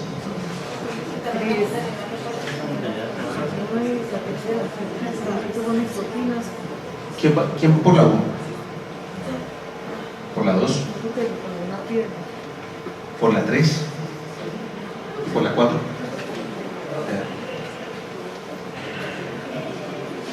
Bueno, en principio sí podría presentar cualquiera de las anteriores a su elección, ¿sí? En principio. Pero ¿qué es lo que pasa? ¿Cuál es la que le da mayor garantía a Ana? La 3. Y entonces decimos presentar una demanda ante la superintendencia en la que solicita el pago de los perjuicios ocasionados ante la negativa de la lavandería, lo cual se traduce en el pago del valor de las 3 cortinas. En este momento ella ya presentó su reclamo, ¿sí? Y simplemente le dijeron que no. Es decir, el único camino que tiene es presentar una demanda, ¿ya? Y bajo ese esquema, digamos, solicitar a la lavandería devolución del dinero pagado por la prestación del servicio. Digamos, sí, yo pagué, no sé, 50.000 pesos por la lavada de las cortinas, pero las 5 cortinas en total, o las 3 cortinas que están dañadas, mejor dicho, cuestan, no sé, 300.000 pesos. ¿Ya? Entonces, pues digamos como que no es tan lógico simplemente solicitar ese tema, ¿ya? Si solicito a la lavandería la reparación de las 2 cortinas que entregó en buen estado, ¿ya? Salvo que las pueda identificar, pero si no las puedo identificar, no sé si mejor dicho, cuál de las cortinas es la que se entregó en buen estado, ¿ya? Salvo que se haya hecho pues un debido en la entrega, sí, hay una en mal estado, pero si no se identificó cuál, ¿ya? Entonces si se entregan 3 cortinas dañadas, pues recuerden, cualquier duda se resuelve a favor del consumidor. Y entonces bajo esa circunstancia, la más adecuada en la que resarce realmente el daño del consumidor en este caso, y es que la apasionada sobre el producto, es precisamente presentar una demanda ante la superintendencia en la que solicita el pago de los perjuicios ocasionados ante la negativa de la lavandería, lo cual se traduce en el pago del valor de las 3 cortinas. ¿Sí? Sigamos. Mariana y su esposo deciden cambiar la cama de su hijo. Para ello acuden a un almacén de muebles, quienes también son fabricantes. Revisadas varias propuestas, se inclinan por una cama semidoble hecha en madera de cedro. A los pocos días de estrenar la cama, Mariana observa que uno de los largueros se ha agrietado, observando que el material con el que están hechos los largueros no es madera de cedro, sino aglomerado. Por esta razón deciden llamar al almacén para ponerlos al tanto de la situación y buscar una solución al problema. Mariano y su esposo tienen derecho a 1. La reparación total y gratuita del bien. 2. El cambio de la cama por una que reúna las condiciones acordadas en la compra. 3. No puede exigir cambio ni reparación alguna, dado que una vez el producto ha sido entregado, es responsabilidad del consumidor asumir cualquier daño que se presente. 4. Ninguna de las anteriores. Aquí sí no tenemos dudas. ¿Por qué? Porque de todas maneras en este caso, digamos, lo que se mira precisamente son las condiciones del contrato, ¿ya? ¿Qué fue lo que yo contraté? ¿Ya? Y bajo esas condiciones tengan en cuenta que en este caso, digamos, si yo hubiera ofrecido como proveedor del producto o servicio, que hubiera ofrecido, digamos, una garantía de 6 meses y que el daño se hubiera ocasionado un año después, ¿ya? Todavía podría presentar el reclamo. ¿Por qué? Porque solamente es en el momento que se causa el daño que identifico que lo que me dieron no era lo que yo quería. ¿Sí? Bueno, un tema para finalizar. Miren, cuando presentan el reclamo lo deben presentar ¿en qué tiempo? Dentro del tiempo de la garantía. Si la garantía se vence, como les decía, se vence el día de hoy. Hoy presento el reclamo y lo estoy presentando en tiempo, ¿ya? Pero ustedes tienen un año después de presentada la reclamación para presentar la demanda. Si no presentan la demanda dentro de ese tiempo, ¿ya? También se quedan sin acción por protección al consumidor. Bueno, ya vamos a la sesión de preguntas. ¿Ya? Entonces sigamos. Ya. Formalmente, gracias. ¿Qué hacer cuando se compra un producto a crédito, en este caso una motocicleta, sale defectuosa, voy a pedir la garantía, resulta que por cuestiones de que la motocicleta se compró para trabajo, no se cumplió con la cuota mensual y el que la vendió, el almacén, el concesionario, dice que no puede responder por esa garantía hasta que no se paguen las cuotas? Bueno. Aquí hay digamos ese es un caso muy chévere. Ya, les voy a contar un caso antes de dar respuesta concreta. Pablito ya, coge y tiene una venta de empanadas. Y entonces tiene una venta de empanadas y tiene su punto en determinado sector de oficinas de la ciudad. Resulta que la esposa se levanta a las 2 de la mañana, 3 de la mañana a hacer las empanadas, él sale a las 6 de la mañana a venderlas en el punto y resulta que las empanadas son un total éxito y entonces comienzan a las 7, ya se agotaron, entonces él comienza a llevar más empanadas, pero ya llega un punto en que no puede cargar todas las empanadas, entonces lo que hace es vender, se va al punto de donde la esposa las produce, otra vez se devuelve y así sucesivamente. Llega un momento en que dice, no, pues, ¿para qué? Para llegar más rápido, entonces voy a comprar una bicicleta panadera, ¿ya? Para trasladar las empanadas. Y entonces así comienza a hacer el traslado de las empanadas. Caso de la vida real. ¿Ya? Entonces él coge, lleva las empanadas y así sucesivamente. Cuando compra la bicicleta, entonces él no se da cuenta que digamos que tiene un problema la bicicleta en el tema del giro, en el tema del manubrio. Y entonces va con su bicicleta toda llevando las empanadas, va a dar una vuelta y el manubrio golpea de alguna manera con el ¿cómo es que se llama? Sí, y con el tenedor se cae, ¿ya? Y se vuelve nada. Este muchacho, ya, pues entonces dice tema de garantía, y sí, ojo, ahí es una garantía, sí hay un esquema de garantía, pero ¿qué es lo que pasa? Él coge y presenta su demanda, ¿ya? La presentó ante la jurisdicción ordinaria, ¿ya? Haciendo un reclamo por el valor de la bicicleta y por algún daño que se le hubiera causado, digamos que todo ese tema le costaba él 500.000 pesos. Lo presentó ante la jurisdicción ordinaria. Ojo, no digo que la jurisdicción ordinaria se haya equivocado, por el contrario, creo que estaba adecuado. Presentó la demanda ante la jurisdicción ordinaria, se la admitieron, hubo todo el trayecto procesal, ¿ya? Y al final de la decisión fue sentencia que falla en contra de las pretensiones de nuestro amigo que compró la bicicleta, porque resulta que él se fue por temas de protección al consumidor y resulta que él no tenía el carácter de consumidor porque había comprado el bien para una actividad comercial y para fines que tenían que ver directamente con su actividad comercial, y además de eso ya le puso condena en costas y agencias en derecho como por 80.000 pesos. ¿Ya? Entonces siempre debemos tener en cuenta, digamos, en qué ámbito se está adquiriendo el producto o servicio, lo que decía, si es para una actividad de mercado o es una actividad propia sin ánimo de lucro. En este caso, en el ejemplo, es una actividad sí propia, pero es con ánimo de lucro. ¿Ya? Hace parte de la cadena de producción de nuestro amigo Pablito. ¿Ya? Entonces, en este caso, tú me estás presentando, digamos, el mismo caso, pero bajo un esquema de motocicleta. Sí, efectivamente, bajo ese esquema de motocicleta, ojo, el reclamo no va por el esquema, por el Estatuto de Protección al Consumidor, se va por las normas de garantía comercial. ¿Sí? Entonces, si voy a reclamar una garantía, porque a mí me están dando una garantía de determinado tiempo, pero no voy a invocar el derecho del consumidor, sino que me voy a presentar como un comerciante de tú a tú. ¿Ya? Ahí no va a haber indubio pro consumidor, ahí lo que va a haber, digamos, son las reglas normales de un contrato comercial, de un contrato de compraventa comercial. Bueno, ¿contestada la pregunta? Gracias.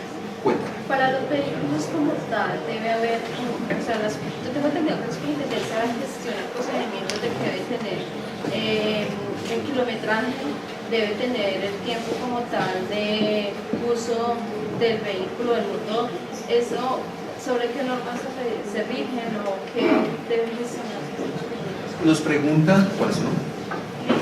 Nos pregunta Blanca Liz sobre el tema de vehículos y entonces nos dice, mire, yo sé que la Superintendencia de Industria y Comercio regula los temas de que dé garantía frente a vehículos, digamos por kilometraje o por tiempo dónde puede verificar precisamente esos esquemas mínimos. Ojo, para vehículos los mínimos son los señalados en la ley, el productor no puede señalar términos inferiores a los indicados por la ley, puede ofrecer superiores, pero no inferiores. ¿Ya?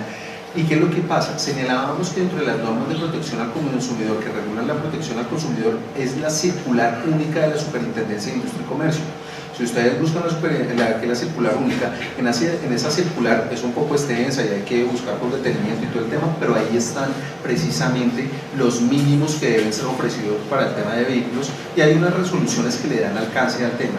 ¿Qué es lo que pasa? También esa circular frente al vehículo, un tema es por el vehículo en general, que puede un kilometraje y determinado tiempo, pero también hay garantías para ese vehículo por partes, para el sistema eléctrico tanto, para el sistema mecánico tanto, para tales elementos de tanto tiempo de garantía. Bueno, voy 1, 2 y 3, listo. En el caso de los constructores, como la garantía de estabilidad de obra es de 10 años, ¿cómo se garantiza si una compañía de seguro no nos pide una póliza de 15 años? Digamos, el tema ahí escapó un poco,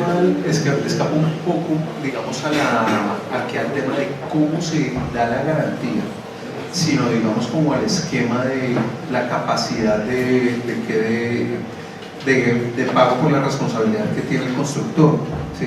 ¿Qué es lo que sucede? Digamos, la ley señala, y eso es en todo, no solamente en temas de protección al consumidor, sino en todo, mejor dicho, la ley señala que debe pagar, que tiene una responsabilidad por X tema y que digamos que debe determinar que debe pagar unos perjuicios, pero si no hay cómo cobrarle, la verdad, digamos, es un poco complejo.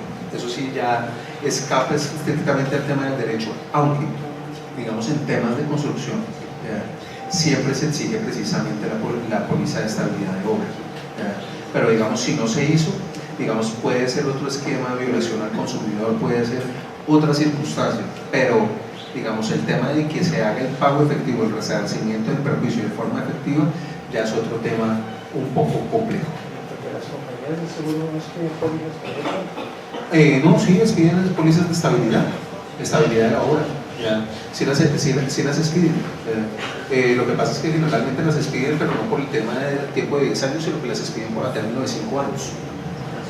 Pero las pólizas sí las expiden. Qué pena, digamos, ahí sí sé que la respuesta no es contundente, pero es que no, digamos, ahí sí, ¿cómo hago para cobrarle al que no tiene? Yo quisiera saber esto. En tema de reparación, nos explicaba que hay una solidaridad, ¿sí? En responsabilidad. ¿Qué pasa cuando el distribuidor, cuando nosotros iniciamos una demanda contra el distribuidor y queremos vincular al productor, pero el productor no tiene una sede en Colombia? Muy buena pregunta. ¿Qué es lo que pasa? Las leyes nacionales son de ámbito nacional, ¿sí? Digamos, no tienen, digamos, un efecto extraterritorial, ¿ya? Entonces, ¿qué es lo que sucede? ¿Ya? Sí que siempre para aplicar, digamos, el Estatuto de Protección al Consumidor debemos buscar como responsable, digamos, a alguien vinculado dentro del territorio nacional. Eventualmente se pueden hacer llamamientos o se puede demandar a persona extranjera, ¿sí? Pero toca notificarlo en el exterior y todo ese tema.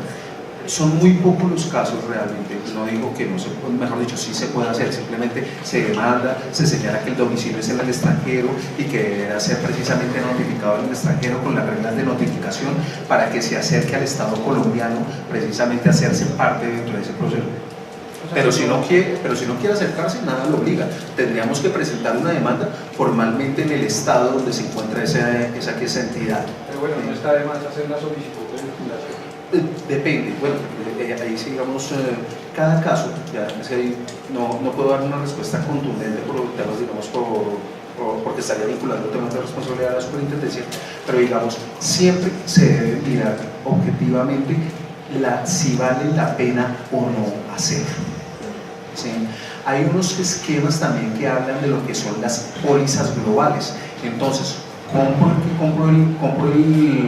el equipo Samsung, lo compro directamente en Corea, ¿ya?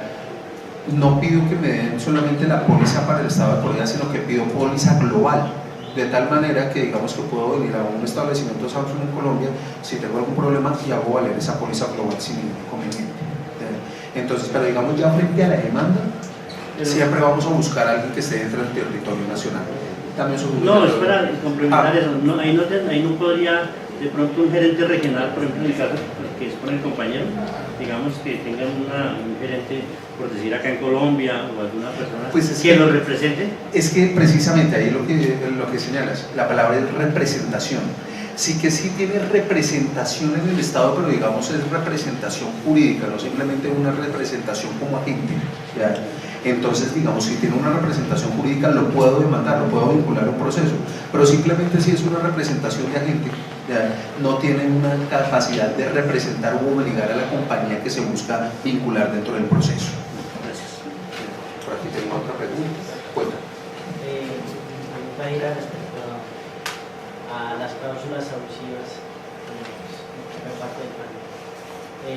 Yo adquiero hago un contrato, suscribo un contrato con Rombo, con Cheviplan, con el fin de adquirir un vehículo. Está que dentro de las cláusulas que 7 años y de ahí no me puedo salir, no me puedo retirar dentro de 7 años. Yo 3 años, llevo 3 años y ya digo, no quiero, tengo facilidad de conseguirlo por otro lado. Entonces, para acudir ante la jurisdicción, de la delegatura subjurisdiccional de la superintendencia, ¿qué puedo solicitar? ¿Solicito la cláusula que se presentó, una cláusula abusiva, o que puedo ejercer mi derecho al retracto? Normalmente, digamos, bueno, también digamos el retracto porque digamos también lo permite, si me comprenden, lo permite el derecho del consumidor por diferentes temas, pero si fuera solamente por cláusulas abusivas, mejor dicho, no se me ha causado ningún perjuicio, no se me ha causado ningún daño en sí mismo, simplemente me quiero retirar del contrato. Ojo, estamos protección al consumidor, no estamos dentro de esquemas comerciales porque ya digamos otra cosa, mejor dicho, amanecí hoy y ya no quiero hacer ese negocio y ya lo firmé, pues es otro tema diferente, pero digamos bajo esquema de protección al consumidor, ¿ya? Bajo esquema de protección al consumidor, si determino precisamente que las condiciones del contrato no son las adecuadas para mis expectativas, para lo que quiero con el tema, ¿ya? Lo que decías, entonces una cláusula de 7 años, ¿ya? Una cláusula de 7 años y resulta que yo me meto en ese contrato es porque se supone que mi expectativa es que participo en un sorteo y dentro de los 6 meses, mejor dicho que me demore mucho, un año, ya tengo vehículo y resulta que ya voy en el tercer, cuarto año y mejor dicho, y nada, no se ve luces por ese lado, ¿ya? Entonces divinamente se puede solicitar y como digo, no está supeditado que pase todo ese tiempo. Simplemente hay un momento en que ya se ha determinado que en temas de protección al consumidor,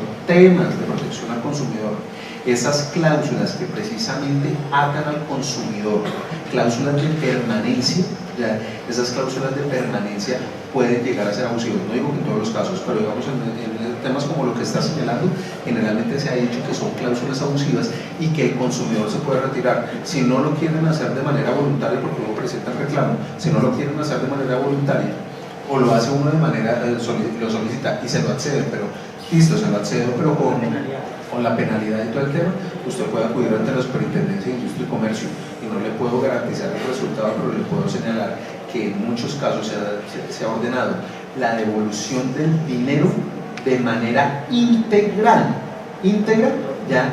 Y actualizada, mejor dicho, en el sentido precisamente de que sea indexada aplicando el IPC, el índice de precios al consumidor. Bueno, ¿alguna otra pregunta? Bueno. Lo que eche Plan y Rombo, ¿no sería una pirámide? No puedo decirlo. Mejor dicho, no me atrevo a señalar. No puedo responderte eso. Porque tengo una posición institucional y me puede chocar con casos concretos. Pero hay varios pronunciamientos de abogados que dicen que es una pirámide. Yo soy financiero y legalmente lo que se está generando es una captación de dinero, ¿sí?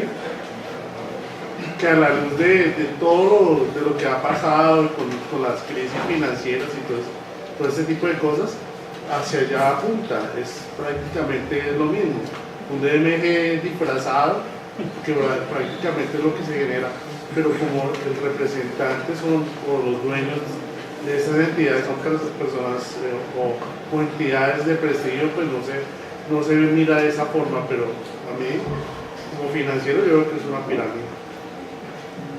como te digo, te escucho, pero en ese caso sí no puedo opinar, no puedo ni siquiera ya dar un punto de vista, porque vincula la entidad y hay casos que se están decidiendo en este momento, entonces sería eventualmente algo se podría ver como un prejuzgamiento. Sí, entonces no te puedo responder eso. Cuéntame. Buenas noches, ¿cómo está? Yo tengo una pregunta relacionada con el tema de Chevy Plan, pero no es Chevy Plan, sino se llama autofinanciero. Resulta que una persona entra a hacer el tema de adquirir el vehículo con unos plazos, unas cuotas que no cambian durante el tiempo, pero resulta que la persona va a mirar si está participando en los sorteos y no aparece en la base de datos de ellos. En el contrato ellos dicen que que esa persona, si paga de manera puntual dentro de las fechas establecidas, participa. Si no paga puntual, entonces pues la penalidad es que de pronto no participa o no le adjudican el vehículo. Entonces pues la persona no aparece en la base de datos, pero igual sigue pagando para, entre comillas, pues él poder seguir participando en el sorteo a ver si le entregan el vehículo. Pasan como 8 meses y después del 8º mes, después de que la persona ya se pone como de mal genio con el asesor, le dice que los va a demandar, entonces ahí sí aparece dentro del sistema, pero aparece diciendo que debe plata, que no ha pagado a tiempo. Entonces la pregunta es, ¿se puede demandar ese proceso para que devuelvan el dinero? Porque ellos dicen que la persona se puede salir siempre y cuando no le devuelven la plata de una, sino hasta que pasen los 70 meses o los 72 meses y ya, o que le puede ceder ese cupo a otra persona, pero esa persona no sabe si realmente participó durante esos primeros 8 meses porque no estaba en el sistema. Eso se puede demandar porque hay un perjuicio. Cualquier circunstancia de esta naturaleza en la cual una empresa se haya obligado por un consumidor a hacer determinado acto y no lo hace, se entiende como un incumplimiento contractual. Y esos incumplimientos contractuales, digamos, se pueden precisamente presentar como una demanda por protección al consumidor. ¿Ya? La forma de reparación es la que se debería determinar. Digamos, a ver, que no me han metido en un sorteo durante los últimos 7 meses. ¿Qué hago para que me reparen ese tema de que no me metieron durante un sorteo? Digamos, ahí eventualmente hubo una sanción, una reparación, digamos, de carácter económico. No te lo sé decir porque no puedo entrar en detalle dentro del asunto. Pero como protección al consumidor se puede divinamente reclamar, eventualmente, y más teniendo eventualmente un incumplimiento de contrato, se puede solicitar la devolución del dinero indexado y eventualmente un caso de esos eventualmente puede llegar a generar unas sanciones fuertes. Una última pregunta que es la de garantía extendida. ¿Qué es lo que pasa? ¿Ya? Todo producto nuevo debe tener una garantía. ¿Ya? Todo producto nuevo debe tener una garantía. ¿Ya? ¿Qué es lo que pasa? Que hay una garantía que es la que ofrece normalmente el empresario. Entonces compra un computador y el computador tiene garantía de 1 año. Que el empresario puede ofrecer una garantía extendida pidiéndole al consumidor que pague un valor adicional por esa garantía extendida. Pero ¿qué es lo que pasa? La garantía extendida necesariamente requiere que se le informe al consumidor y que el consumidor de forma expresa haya aceptado que quiere la garantía extendida y que está dispuesto a pagar por esa garantía extendida. ¿Ya? Hay casos que se han presentado precisamente con ello en que el consumidor no ha estado de acuerdo con la garantía extendida o ha estado de acuerdo con la garantía extendida, pero en ningún momento le informaron cuál era el precio y además, pues que no solamente tiene que aceptar que quiere, no solamente tiene que señalar que quiere la garantía extendida, sino que está dispuesta a pagar el precio por la garantía extendida. Yo no sé si de pronto ustedes han visto los formularios de garantía extendida y generalmente tienen 2 ítems. ¿Se le estaba ofreciendo una garantía extendida de 1 año que lo cubriera contra lo decía? Sí, no, ya apenas. El valor de la garantía extendida le costará un valor adicional de tantos pesos por el año. Sí, no, ya tiene que tener ambas circunstancias, tiene que tener la aceptación de que de la garantía extendida en todo sentido, porque si no se entiende como un conocimiento que no fue informado. Mejor dicho, el consumidor no tuvo información sobre un producto que nunca quiso adquirir. Bueno. Pero eso lo suministran son unas aseguradoras, no lo suministran, la gran mayoría de estas garantías son algunas aseguradoras, pero en el momento de reclamar ante la superintendencia si es competencia de la superintendencia entrar con Sí. las aseguradoras? ¿O La superintendencia, no, la superintendencia de industria y comercio en ese caso, ¿qué es lo que pasa? Que es que ahí no se desvincula el producto de quien te está ofreciendo el servicio. ¿Qué es lo que pasa? Hay una cadena de mercado en ese sentido. Entonces, de la cual, mejor dicho, generalmente quien vende el producto quiere desligarse del tema, no, sí, no soy yo, efectivamente, no soy yo, fue Manuel, pero bajo esa circunstancia, ya, si se determina que está dentro de la cadena de consumo, en esa cadena de consumo le puedes hacer el reclamo directamente a quien te está ofreciendo el producto. ¿Sí? Eventualmente, cada caso hay que verlo de manera particular y con cierto detalle. ¿Bueno? Les agradezco mucho, muy amables por su asistencia.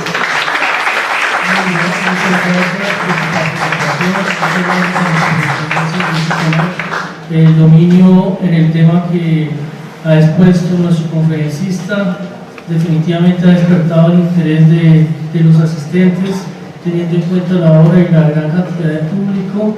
Yo creo que la conferencia merece un aplauso de todos nosotros.